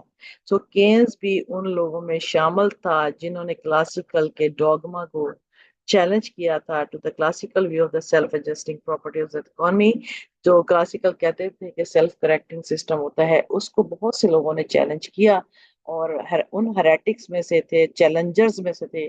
Of the heretics he wrote, مطلب اس نے چیلنج کرتے ہوئے کیا لکھا، دے آر ڈیپلی ڈسسیٹسفائڈ، کہ وہ لوگ ڈیپلی ڈسسیٹسفائڈ ہیں، یعنی مطمئن نہیں ہے. Heretics he root of the heretics کے بارے میں لکھتا ہے کہ جنہوں نے چیلنج کیا ہے وہ ڈیپلی ڈسسیٹسفائڈ ہیں، یعنی وہ بہت زیادہ غیر مطمئن ہے. they believe heretics believe کرتے ہیں، یعنی جو چیلنجرز ہیں وہ believe کرتے ہیں that common observation is enough، کہ آپ اگر ایک روزمرہ کے معمولات کی ایک جھلک ہی دیکھ لیں to show that، وہی آپ کو بتا دیں کہ the facts do not conform to the orthodox reasoning، کہ جو orthodox classical کا جو 100 سال تک بڑا ان فیشن تھا، حالات ان کے ساتھ جو ہے وہ ان کی تائید نہیں کرتے. سو they propose remedies prompted by instinct، تو they propose، انہوں نے ریمیڈی جو ہے وہ اپنی بتائی by fear، by flair، by practical good sense، تو by experience، اپنے انسٹنکٹ سے، اپنے فلیئر سے، اپنے فیلنگ سے، اپنے پریکٹس سے، اپنے تجربے سے آف دا ورلڈ کے تجربے سے انہوں نے کیا کیا، ریمیڈیز دی. کنہوں نے، ہیریٹکس نے، چیلنجرز نے، جنہوں نے چیلنج کیا. Half right most of them, اگر ان میں سے ہو سکتا ہے کہ کچھ آدھے سیدھے ہوں، ٹھیک ہوں، آدھے غلط بھی ہو سکتے تھے، لیکن انہوں نے اپنی اپنی رائے دی. Keynes felt that heretics would never prevail until the flaw in the orthodox classical theory had been found، کہ انہوں نے کہا کہ جو چیلنجرز ہیں ان کے چیلنج کو کبھی بھی تسلیم نہیں کیا جا سکتا جب تک کہ آرتھوڈوکس کلاسیکل تھیوری جو ہے ان کے فلاز کو نکال نکال کر، سنگل آؤٹ کر کر ان کو معاشرے میں اکانومسٹ کو آفر کیا جائے کہ یہ خامیاں تھیں کلاسیکلز کی، جس کی وجہ سے اتنا بڑا گریٹ ڈپریشن آیا تھا اور جس کی وجہ سے میس انپلائمنٹ ہوئی تھی. He believed that flaw to be the lack of an explicit theory of the aggregate demand for output and hence یہ جہاں جڑ گیا ہے.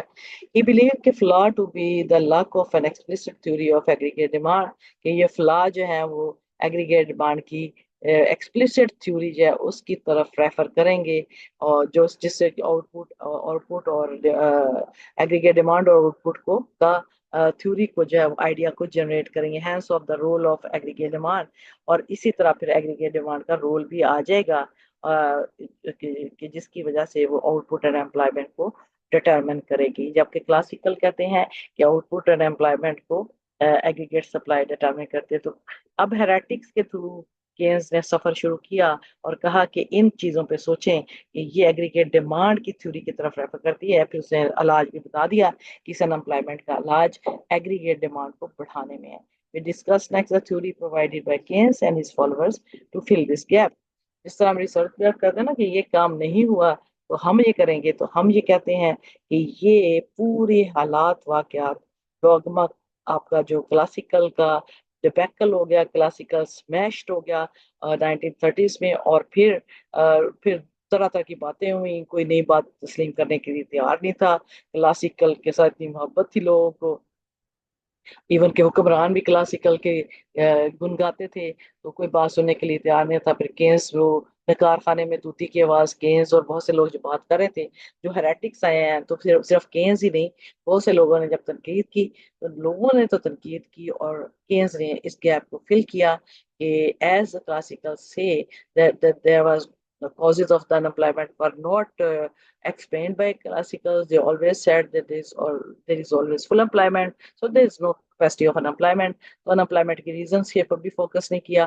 اور پھر جب unemployment آئی تو کینز نے کہا یہ ایگریگیٹ ڈیمانڈ کی ڈیفیشنسی کی وجہ سے آئی ہے، تو ایگریگیٹ ڈیمانڈ کو ٹھیک کر لو تو اکانومی ٹھیک ہو جائے گی، انپلائمنٹ ختم ہو جائے گی. ایگریگیٹ ڈیمانڈ کو ٹھیک کون کرے گا؟ اس نے کہا کہ گورنمنٹ کرے گی. گورنمنٹ کیسے کرے گی؟ گورنمنٹ جو ہے وہ پبلک ورک سے پروجیکٹ لگائے گی، ایگریگیٹ ڈیمانڈ بڑھائے گی، اور اس طریقے سے جو اکانومی میں اکنامک ایکٹیویٹی جنریٹ ہوگی، لوگوں کو امپلائمنٹ ملے گی، پرائمری انویسٹمنٹ بڑھے گی، سیکنڈری انویسٹمنٹ بڑھے گی. That's all. So now we come to the Keynesian's model, Keynesian conditions for equilibrium output. اب سوال یہ پیدا ہوتا ہے کہ وہ کینز نے کہہ دیا کہ ایگریگیٹ ڈیمانڈ ہے تو یہ ایگریگیٹ ڈیمانڈ جو ہے وہ کیسے کام کرے گی، اس کے کیا انگریڈینٹس ہیں، اور اس کا ایکویلیبرم آؤٹ پٹ کے ساتھ کیا تعلق ہے۔ A central notion in the Keynesian model is that an equilibrium level of output requires that output be equal to aggregate demand. کہ آپ کی that output be equal to aggregate demand، کہ آپ کی جو آؤٹ پٹ ہے، equilibrium جو ہے وہ کینس کے ماڈل میں سینٹرل جو نوشن ہے وہ یہ ہے کہ equilibrium level of output، اگر آپ آؤٹ پٹ کا کوئی equilibrium level لینا چاہتے ہیں تو آپ کی جو ہے it should be equal, output should be equal to aggregate demand, تو پھر آؤٹ پٹ کو ایگریگیٹ ڈیمانڈ کے برابر ہونا چاہیے۔ ان our model this condition for equilibrium can be expressed as y is equal to e۔ آپ کے ایکویلیبرم میں آپ کی آؤٹ پٹ کو ای کا مطلب ایگریگیٹ ڈیمانڈ کے برابر ہونا چاہیے، where y is equal to total output، y کو ہم ٹوٹل آؤٹ پٹ بھی کہہ سکتے ہیں اور ہم نے بریکٹ میں جی ڈی پی بھی کہہ سکتے ہیں، and E equals aggregate demand اور desired expenditure on out put.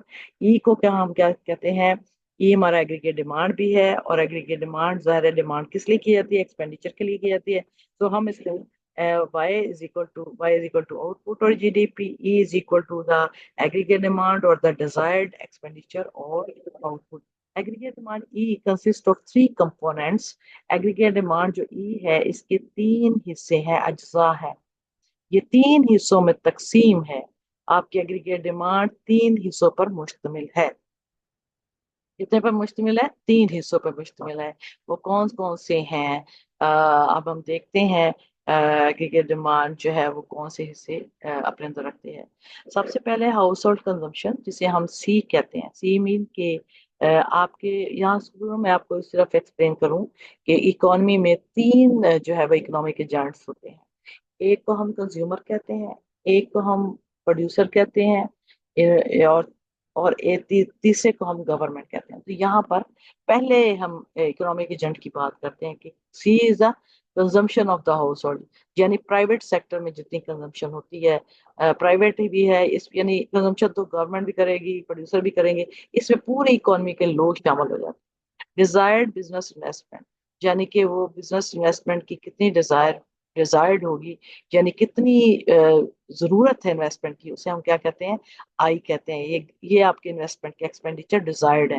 So and the government sector, یہاں ایکٹر لکھا ہوا یہ سیکٹر ہے، government sector's demand for goods and service. Government G کا مطلب ہے گورنمنٹ کے سیکٹر کے اندر گڈز اینڈ سروس کی ڈیمانڈ کیا ہے۔ تو پتہ چلا y is equal to E where E is equal to C plus I plus G، یہ 5.2 equation، ٹھیک ہے۔ تو ہم نے کہا یہ ای جو ہے وہ 300 پر مشتمل ہے، تو ای کو ہم جب وائی ای کے برابر ہے تو ای ان کے برابر ہے، تو وائی جو ہے ان کے برابر ہے۔ So the simple form of 5.2 of the identities, اس کو ہم نے آئیڈینٹیز یہ لکھنا چاہیے تھا، یہ تین لائنیں آپ لگا دیں۔ Identity discussed later result from neglecting some complexities in the definition of GDP and national income.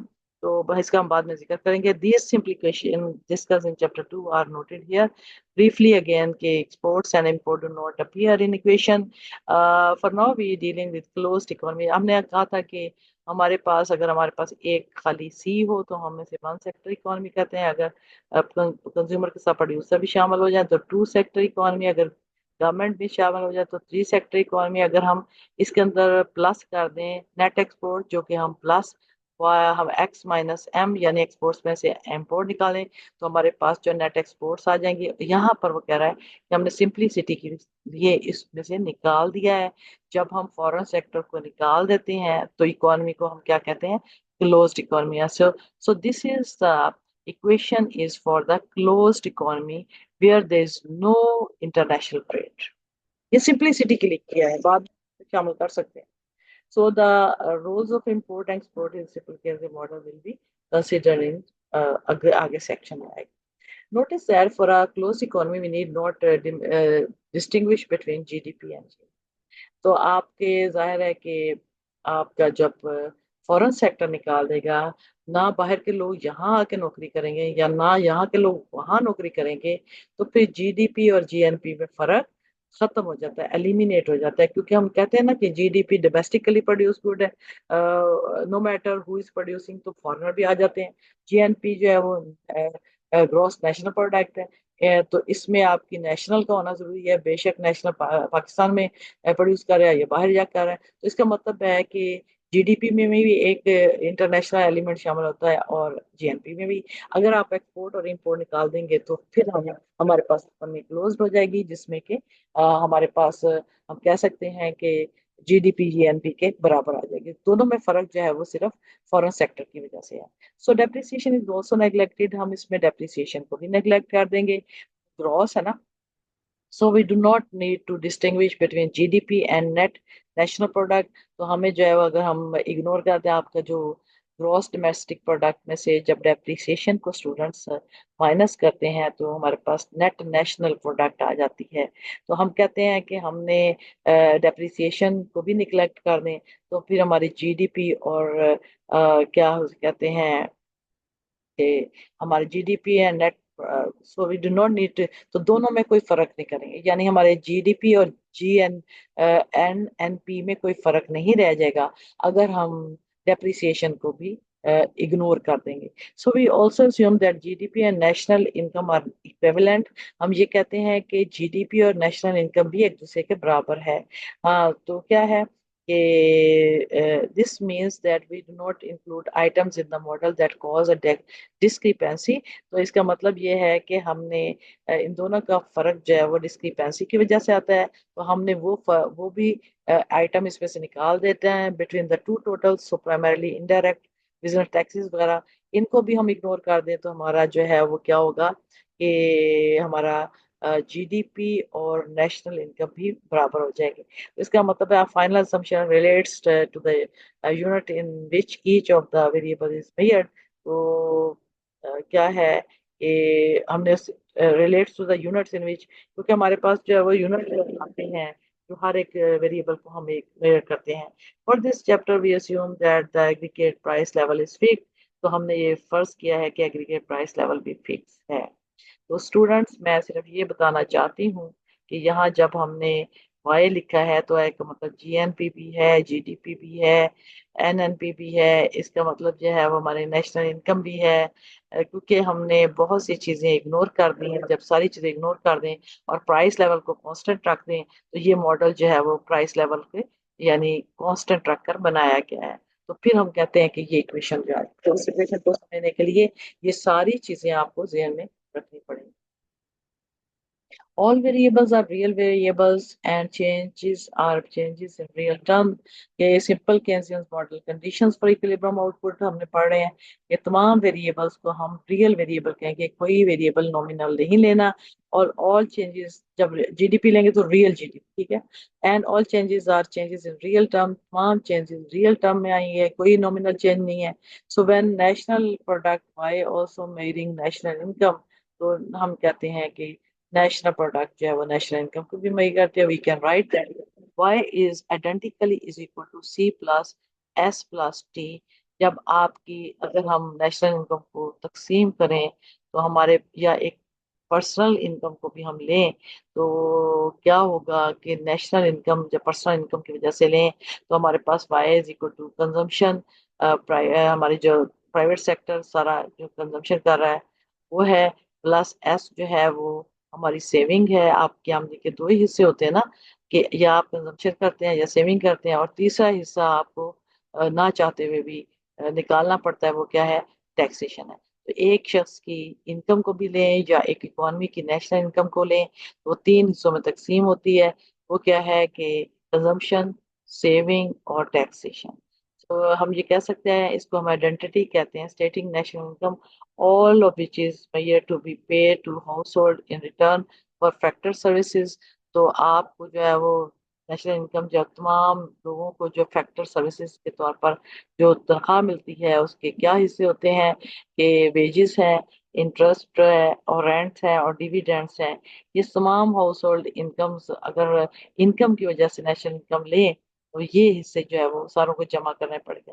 Is इधर कंज्यूम, वो जो सारा कुछ हासिल करते हैं, ये मुआवजे, वेजेस है, इंटरेस्ट है, ये सारे के सारे या तो वो कंज्यूम करते हैं, पेड आउट इन टैक्सेस, कुछ टैक्स दे देते हैं और सेव कर लेते हैं। In addition from the fact that Y is national product, अगर हम we can write in addition from the fact, अब हकीकत की वजह से हम ये कहते हैं y is national product, we can write it, तो नेशनल प्रोडक्ट को हम कैसे लिख सकते हैं? Y is equal to identically equal to वही सी है, ये सी है, ये सी सेविंग जो है वो इन्वेस्टमेंट में कन्वर्ट हो जाती है, और टैक्सेशन से गवर्नमेंट जो एक्सपेंडिचर करती है। So in the addition from the fact that Y is national product, तो वी कैन राइट कि हम इसी इक्वेशन को एक और जाविये से लिख सकते हैं कि वो क्या है, कि वो सी सी रहती है हर जगह पर, कंजम्पशन का कोई नेमल बदल नहीं है। और ये भी बताऊंगी ये 70% तक कंजम्पशन होती है आपकी इनकम की, 65-70% तक आपका कंजम्पशन होती है, ये आमतौर पर फिक्स रहती है, सेविंग इन्वेस्टमेंट में कन्वर्ट हो जाती है, और टैक्स जो है वो गवर्नमेंट एक्सपेंडिचर पर खर्च हो जाते हैं। Equation 4.5.4 defines national product as consumption plus realised investment. Student यहाँ पर आप देखें आई के साथ छोटा सा आर लिखा हुआ है, आर का मतलब इन्वेस्टमेंट आम नहीं है, ये रियलाइज्ड इन्वेस्टमेंट है। R r plus government spending है, ये government spending. So using the definition given in this equation 5.3 and 5.4, we can rewrite the condition for equilibrium income। दोनों इक्वेशन को यूज करते हुए हम नेशनल इक्विलिब्रियम की बात करते हैं। अब अच्छा, रियलाइज इन्वेस्टमेंट का मैं थोड़ा सा और बता दूं कि ये आपकी दो इन्वेस्टमेंट होती है। एक आपकी जो है वो आपकी जो प्रपोज्ड इन्वेस्टमेंट होती है, जिसे हम कहते हैं कि जो हमारी ख्वाहिश है कितनी इन्वेस्टमेंट हो, और एक आपकी जो है वो रियलाइज है। रियलाइज वो है जितनी हो चुकी है, जो मटीरियलाइज हो चुकी है, ठीक है। तो हम उसके इक्विलिब्रियम इक्वेशन इन दोनों को यूज करके हम इक्विलिब्रियम का एक और एक कंडीशन लगा सकते हैं इनकम की, in two alternative ways which will help us understand the nature of equilibrium. हमें इक्विलिब्रियम की नेचर समझ आएगी in the model. By 5.2 y must equal c plus I plus G. 5.2 क्या कहता था कि y is equal to c plus I plus G है। और इन इक्वेशन एंड फ्रॉम 5.3 हमने ये कहा है कि we defined that y के हिस्से करें तो c और प्लस s और t बनता है। इन इक्विलिब्रियम therefore c, हम इसको यहाँ पर एक दूसरे के बराबर लगाते हैं, y को सेंटर रखे, y is identically equal to c plus s plus t and is equal to y is equal to c plus i plus g। ये हमने ये वाली इक्वेशन 5.2 ली है कि y का मतलब c plus i plus g है। और हमने कहा कि ये जो हमारे पास ये इक्वेशन है, ये y के जो c प्लस हमारे पास जो है वो s प्लस t और y is equal c plus i plus g। So और equivalently saving plus taxation is equal to i plus g। अब अगर इसको देखा जाए तो ये c से कैंसिल हो जाएगा, तो हम ये कहेंगे कि s प्लस t जो है वो i प्लस g के बराबर हो जाएगा, ठीक है ना, क्योंकि c से कैंसिल हो जाएगा। तो in similar fashion from equation 5.2, पहले हमने 5.2 और 5.3 को इस्तेमाल किया, अब वो कहता है 5.2 को इस्तेमाल करें एंड 5.4 को इस्तेमाल करें। We can see that in equilibrium, तो एक हमारे पास ये आ जाता है कि यानी कि ये कहते हैं कि इक्विलिब्रियम की कंडीशन एक ये है, ये 5.2 को इस्तेमाल किया और 5.3 से तो को इस्तेमाल किया, तो हमें एक नतीजा ये निकला कि सेविंग प्लस टैक्सेशन जो है वो इन्वेस्टमेंट और गवर्नमेंट के बराबर होती है।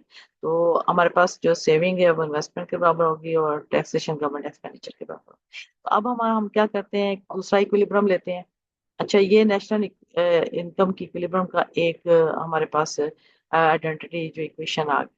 सो इसी तरह वो कहते हैं इक्वेशन 5.2 को दोबारा हम इस्तेमाल करें और फिर उसको रखें 5.4 के सामने, तो हमारे पास क्या होगी, y इज इक्वल टू हमारे पास क्या है c प्लस, ये हमारे पास आ गई equation 5.4, c plus I plus ये वाली इक्वेशन आई आर प्लस जी और y के बराबर है, और फिर इस इक्वेशन का हमने इस्तेमाल किया c plus I plus G. तो इसका मतलब दोनों इक्वेशन को पैरेलल रखा हमने, तो क्या हुआ कि हमारे पास जो है वो यकीनन जो चीज़ है हमारे पास आई आई से कैंसिल हो जाएगी। बड़ी इंटरेस्टिंग स्टोरी है। सी से कैंसिल हो जाएगा, आई आर के बराबर हो जाएगा, और जी जो है वो जी के बराबर हो जाएगा। तो यहाँ हमने एक नतीजा निकालना है कि हमारे पास जो है वो आई आर जो है वो बाय कैंसलिंग हमने सी को भी कैंसिल कर दिया, जी भी को कैंसिल कर दिया। बाकी ये दोनों चीजें डिफरेंट थी, हमने इनको ले लिया।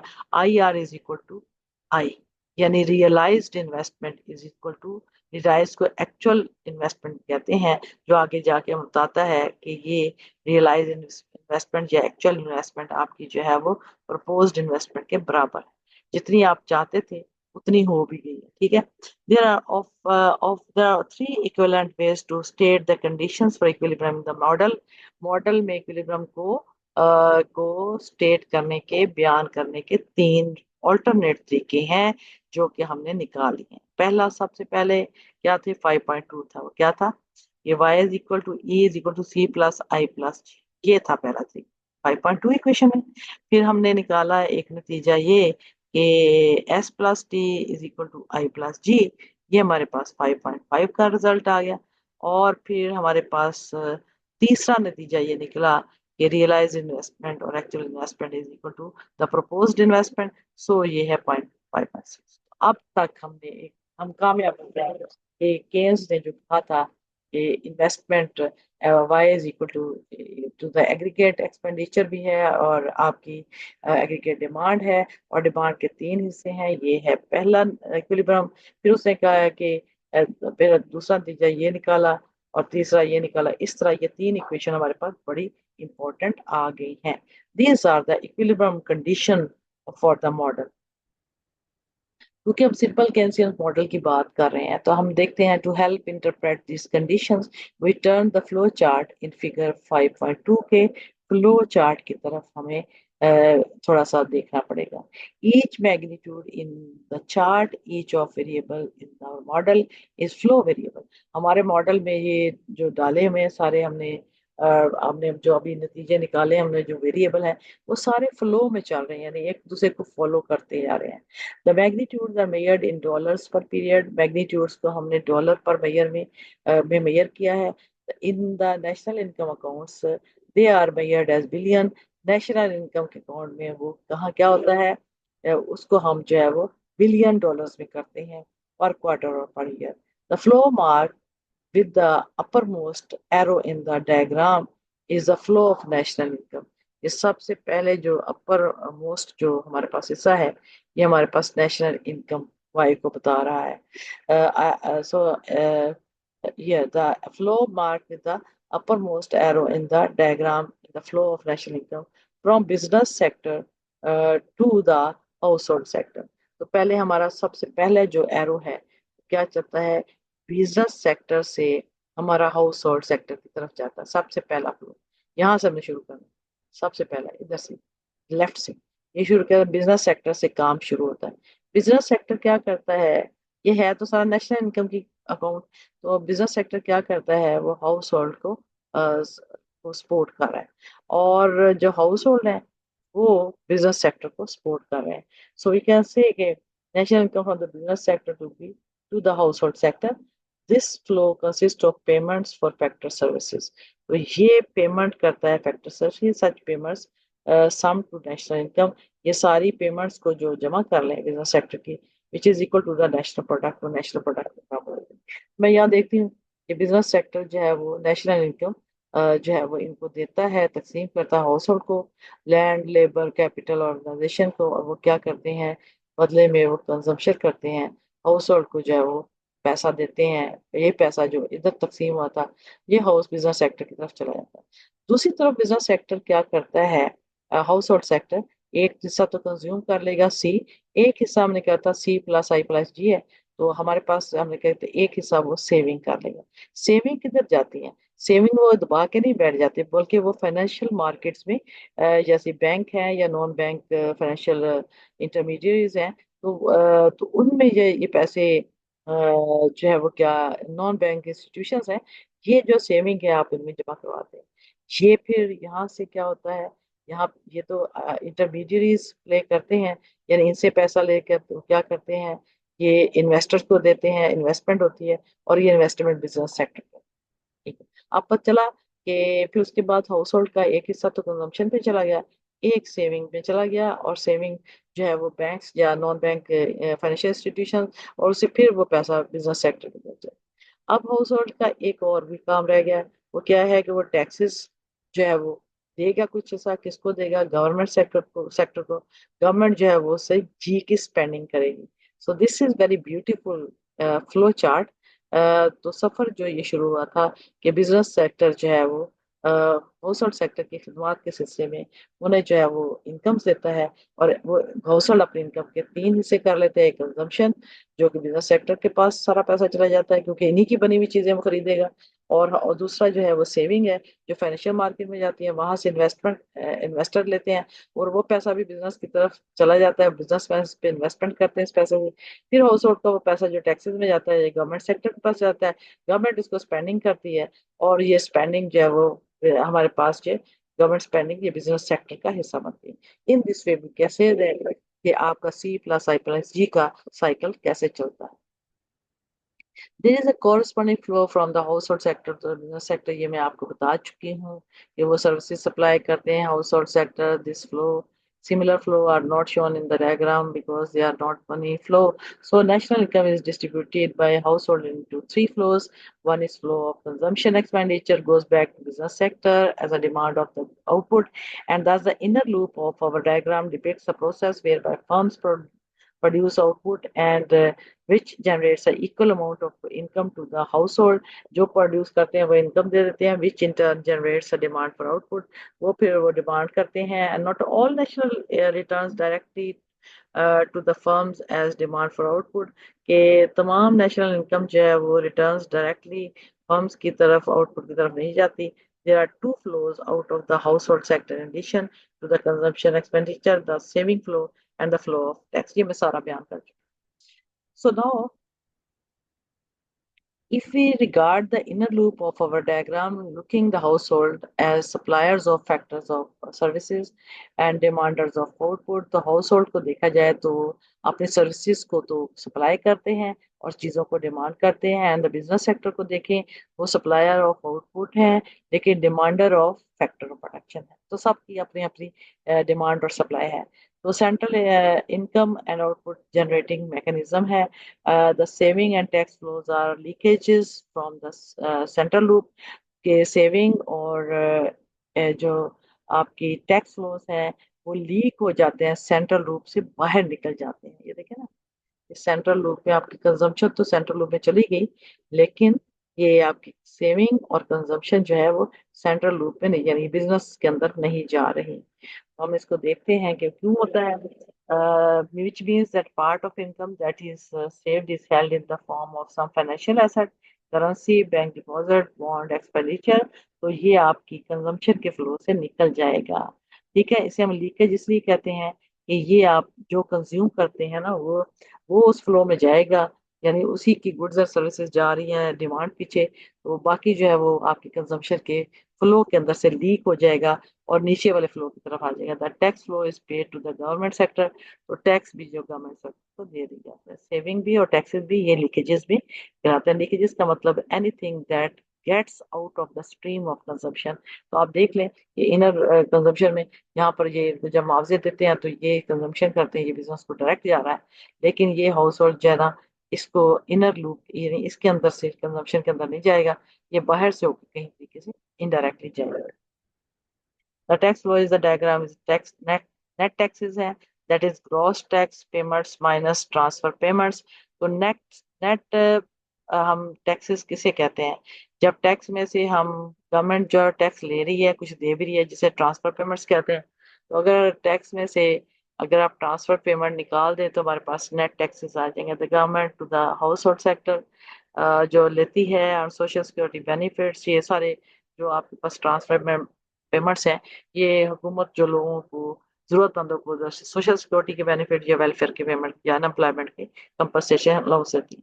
Consequently, in later discussion, a tax increase or tax cut can be interpreted equivalently as a change in the opposite direction in the level of the transfer payment।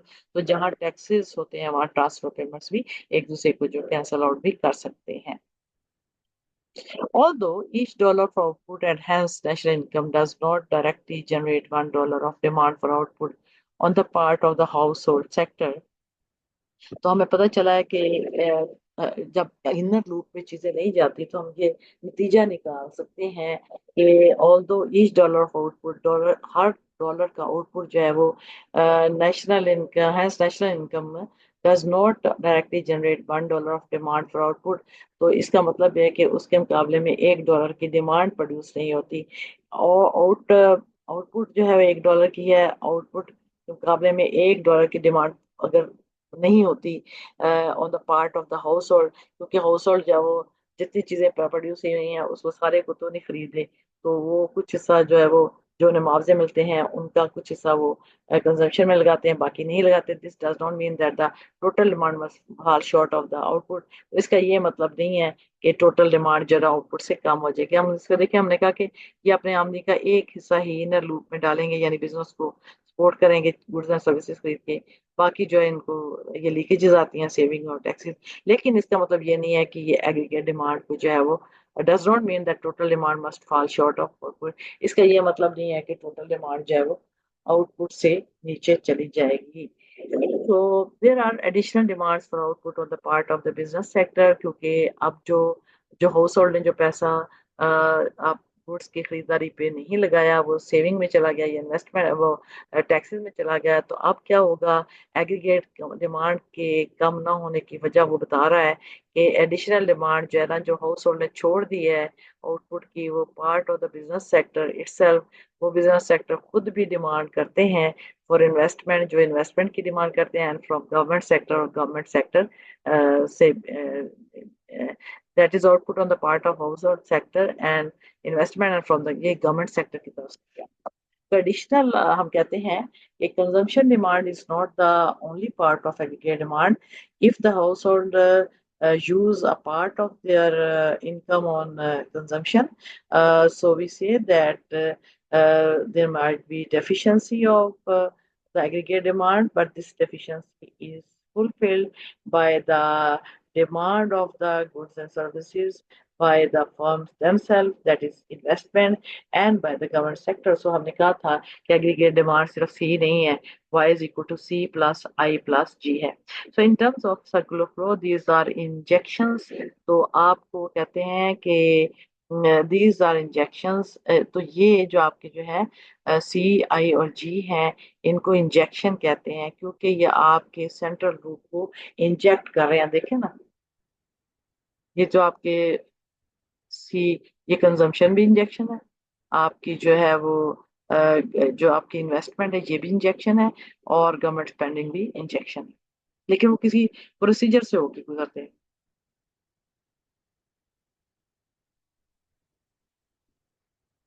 Central loop of diagram, the investment injection is shown as flow from financial markets to the business sector। ये बात याद रखें कि ये saving को तो हम इसकी यानी कि हम सेविंग को कहते हैं कि जो पैसा कंजम्पशन के लूप से निकल जाए वो सेविंग है। तो यहाँ सेविंग लीकेजेस तो है, लेकिन ये सेविंग जाता है इंटरमीडियरीज के पास और बैंक्स के पास जाता है।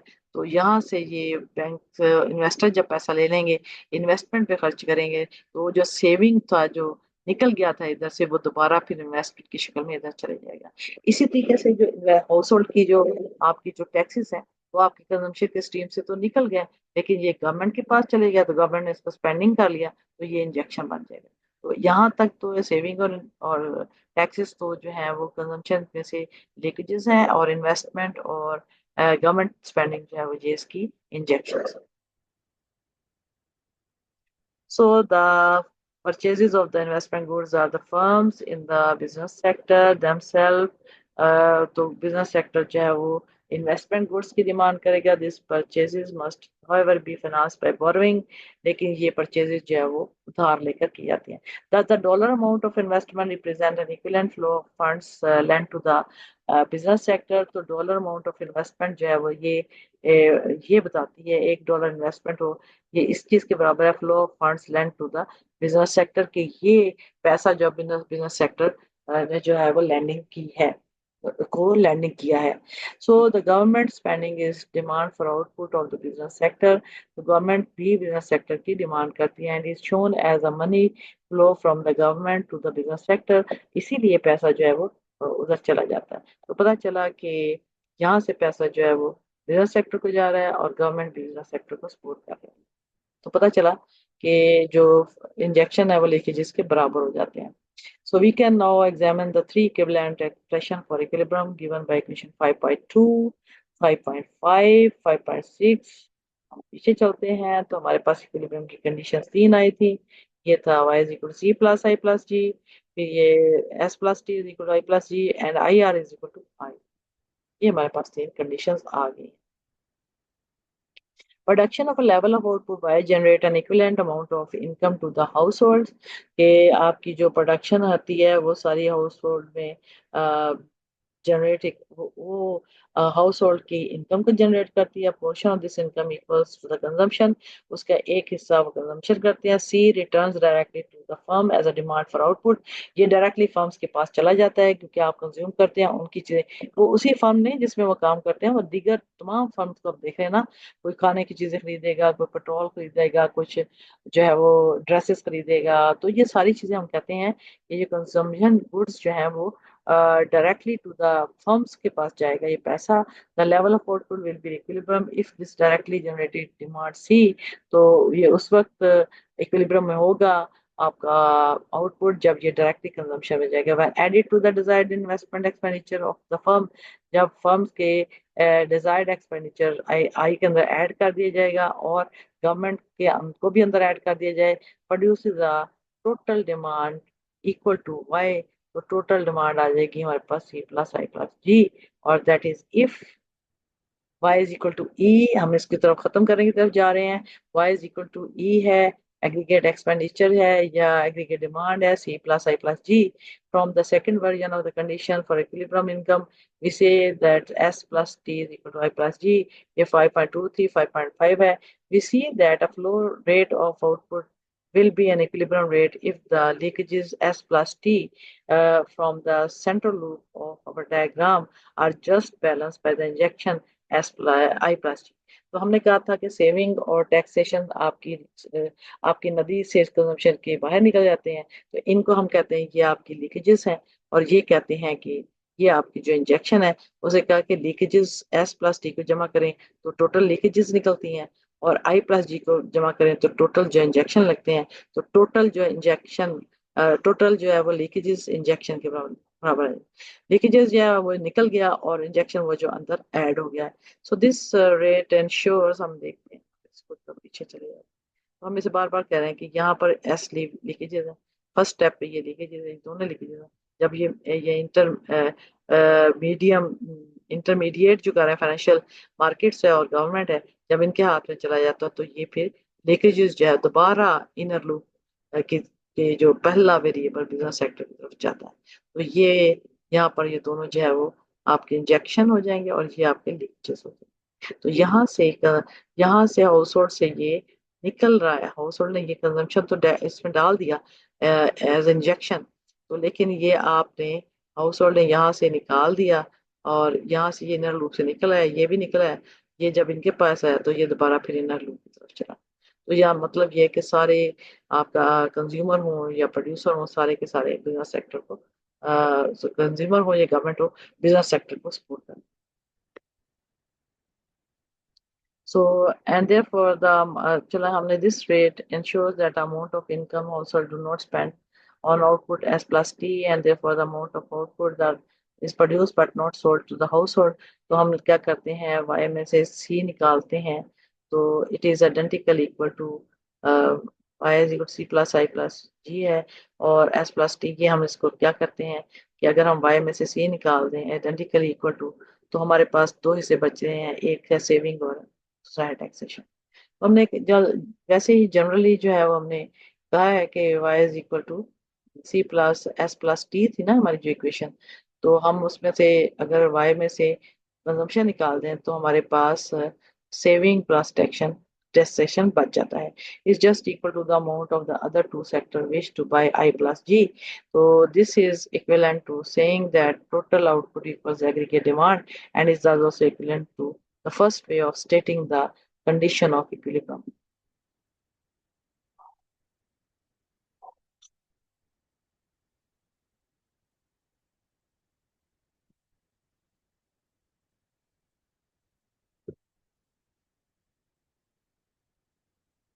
अच्छा, this third way of expressing the condition for equilibrium, 5.6 I is equal to IR, जो हमारे पास इक्वेशन थी, आप उसकी बात करते हैं, states that equilibrium desired investment must equal realized investment. जो आपकी proposed या desired investment है वो realized या actual investment के बराबर होना चाहिए. आपकी desired का मतलब है जो आप चाहते हैं कि वो जाए, और realized का मतलब है जो वाकई हो चुकी होती है. मतलब आप कहते हैं कि 10 अरब की इन्वेस्टमेंट हो, तो 5 अरब की हो तो ये रियलाइज इन्वेस्टमेंट है. What does it mean for desired investment to differ from realize investment? अब इसका फर्क वो कहते क्या है? जब GDP accountant computes investment as a total volume of business spending, कि अगर हम उसके अकाउंटेंट को कहें तो इन्वेस्टमेंट को, किस चीज़ को इन्वेस्टमेंट कहता है? As a total volume of business spending, business ने जो टोटल वॉल्यूम खर्च किया है अपना स्पेंडिंग का on plant equipment plus inventory investment, जब जितना पैसा बिजनेस सेक्टर ने जो अपने प्लांट इक्विपमेंट और मशीनरी पर खर्च किया है, ये बिजनेस की स्पेंडिंग है. एंड द इंक्रीज और डिक्रीज इन इन्वेंट्रीज दोनों, ये सारी जो है कहती हैं क्या होगा कि जीडीपी अकाउंटेंट जो है वो कंप्यूट करेगा investment as a total volume of business spending on plant प्ला, और इसमें जो टोटल खर्चा आपने इन चीज़ों पे खर्च किया है वो है. द इंक्रीज और डिक्रीज इन इन्वेंट्री, इन्वेंट्री में जो इजाफा हुआ है उसको ऐड करेगा या उसमें कमी आई है उसको ऐड करेगा, ये बिजनेस की इन्वेस्टमेंट में शामिल हो जाएगा. So we assume that desired spending on plant and equipment equals actual spending.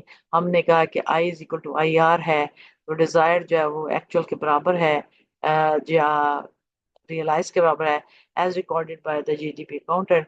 GDP accountant ने भी इसे ऐसे रिकॉर्ड किया है.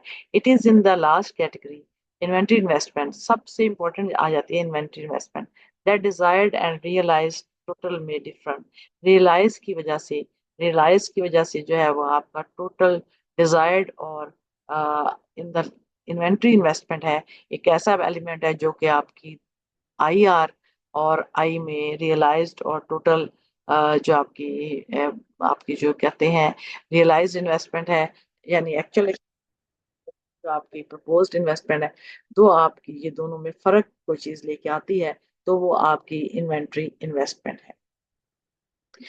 तो इसका मतलब inventory investment is very very important in making the difference between the realized and the proposed investment है. ठीक है. It is the last category, inventory investment, that desired and realized totals been different, that GDP counted will record all goods that are produced by the firms and not sold as inventory investment. सो आप क्या करेगा कि GDP का accountant जो है वो तमाम record करेगा तमाम गुड्स को that are produced by the firms, जो फर्म ने प्रोड्यूस की हैं, and not sold to as inventory investment, जिसे हम जो है इन्वेंट्री इन्वेस्टमेंट के तौर पर सोल्ड नहीं, सेल नहीं किया. Whether such investment was intended or not, बेशक ये इन्वेस्टमेंट इंटेंडेड थी या नहीं थी, तो हम क्या कहेंगे?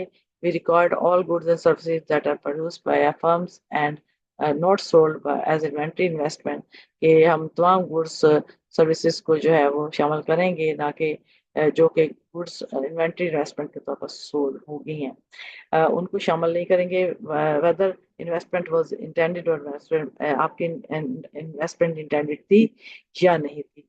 To see how realized and intended inventory investment can differ, consider that what happens when a level of output y is equal to identically equal to c plus I plus ir plus g is produced that exceeds aggregate demand, कि ये aggregate demand से बढ़ जाती है, यानी E is identically equal to C plus I plus G.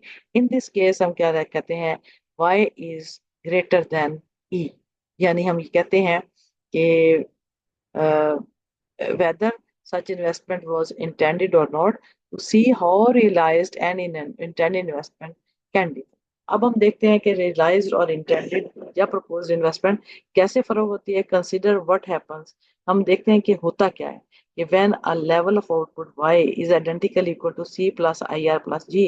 अगर हमारे output का म्यार ये है जिसमें हम आई आर शामिल करते हैं, इस प्रोड्यूस्ड ये प्रोड्यूस होती है दैट एक्सीड्स एग्रीगेट डिमांड, जो कि आउटपुट एग्रीगेट डिमांड से बढ़ जाती है. सो हमारे पास ई क्या थी, aggregate demand C plus I plus G. ये एग्रीगेट डिमांड ये थी और ये हमारे पास जो है वो लेवल ऑफ आउटपुट है. इन दिस केस हम कहते हैं y इज ग्रेटर देन ई, यानी कि आपके आउटपुट आपकी एग्रीगेट डिमांड से बढ़ गई है. C plus I R plus G, इसका मतलब है y क्या है, y जो आपका भाई ये है C plus I plus G. तो आउटपुट हम इसको कहते हैं और ये हमारे पास एग्रीगेट डिमांड है जो हमारे सी प्लस आई प्लस जी. तो y इज ग्रेटर देन ई, यानी ये y इस ई से बड़ा है, तो हम इसको ऐसे लिख सकते हैं ना, C plus I R plus G is greater than C plus I plus G. तो हम ये कहते हैं ये क्यों हुआ, ये सारा हिस्सा क्यों हुआ, इसलिए कि इसलिए आउटपुट बड़ी है.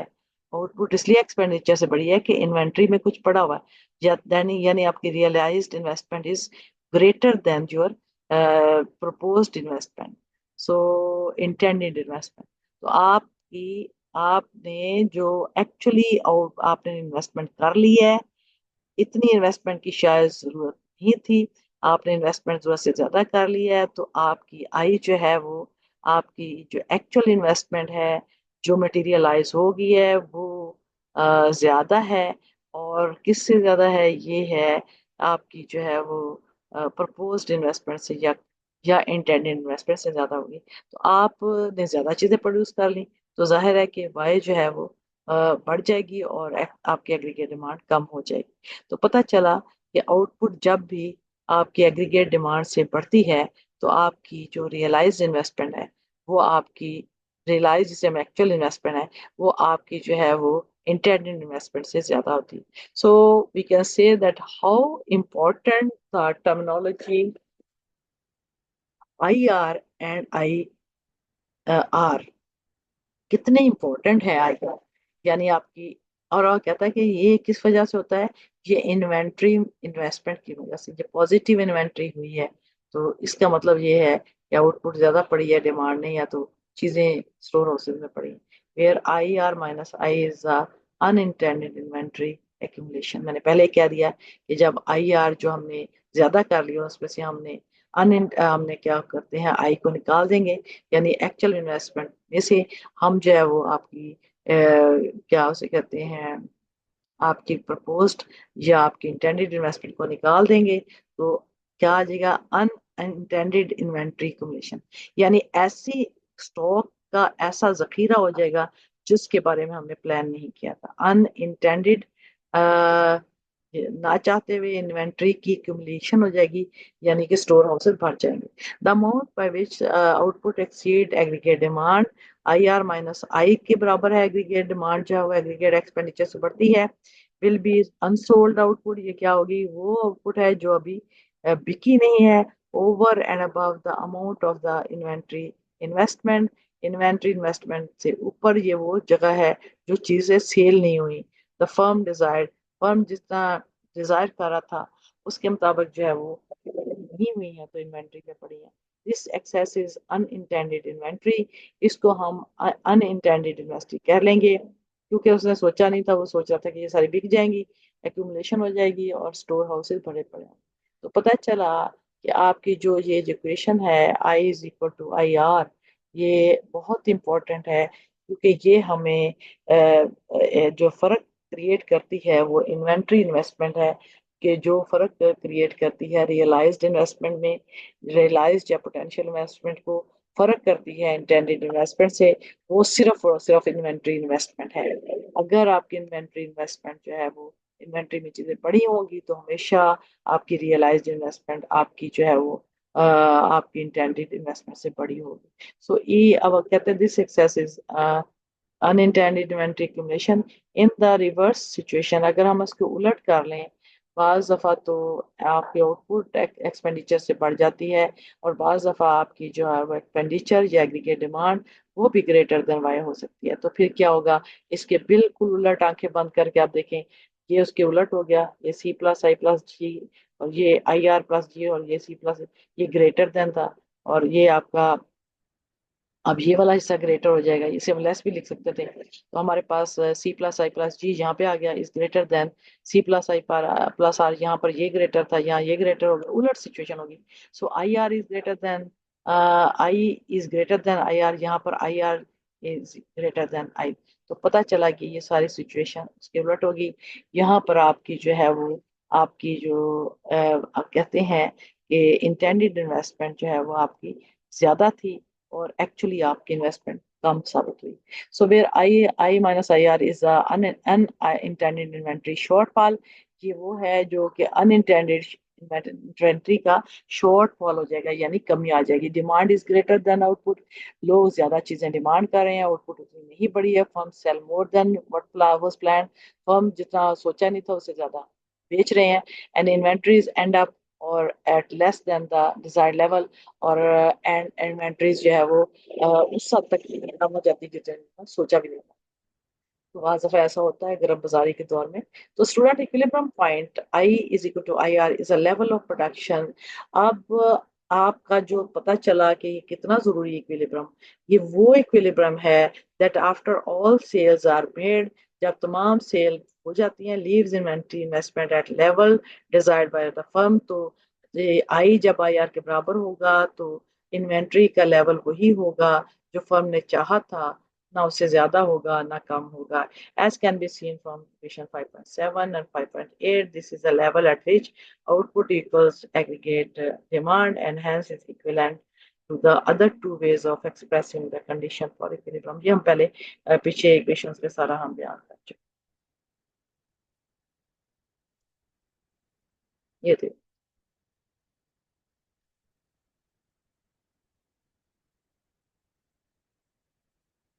यहाँ पर आप देखिए कि y C plus I R plus G equilibrium में।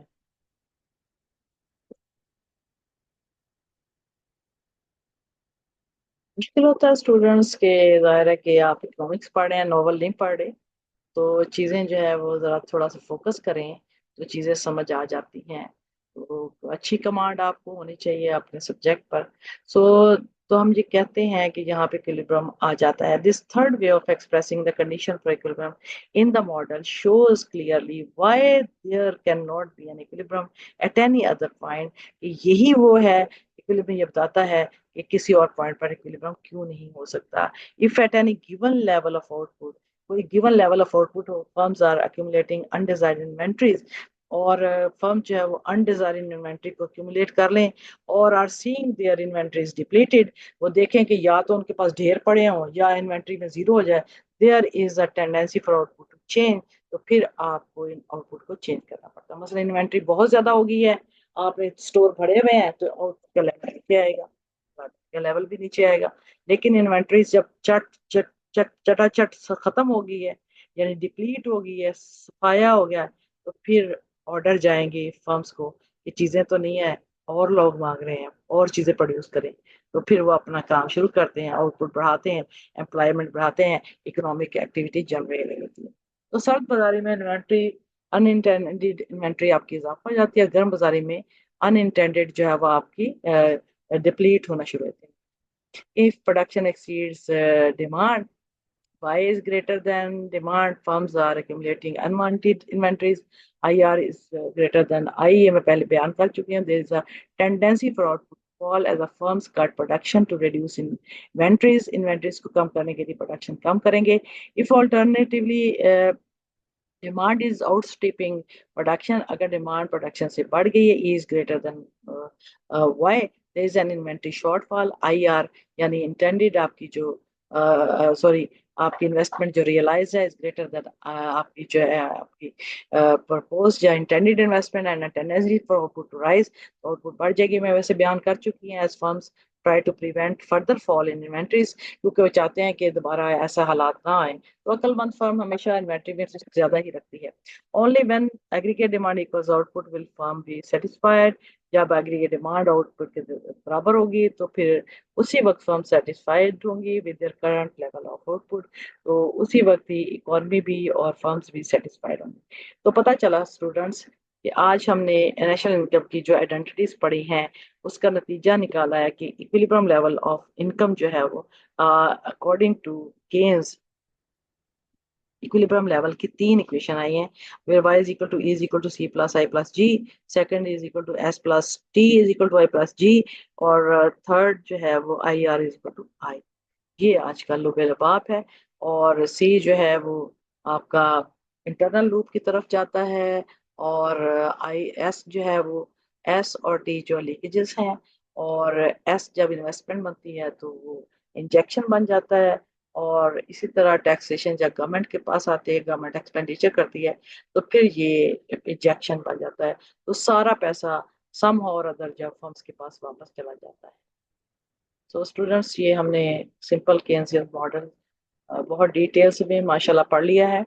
तो हमारा जो नेक्स्ट आज का लेक्चर खत्म हुआ हमारा, तो नेक्स्ट चैप्टर 5 ही है। और हम नेक्स्ट चैप्टर 2 में हम क्या करेंगे, कंपोनेंट ऑफ एग्रीगेट डिमांड पे फर्दर डिस्कस करेंगे। तो I think you must have something. Hope that you watch it and make your notes, and then discuss with your fellows and friends, because मैं इस quotation के साथ खत्म करती हूँ कि discussion is the death of ignorance. The more you will talk about these things, the more you will learn. So I think we should finish the meeting. Allah Hafiz and have a great day.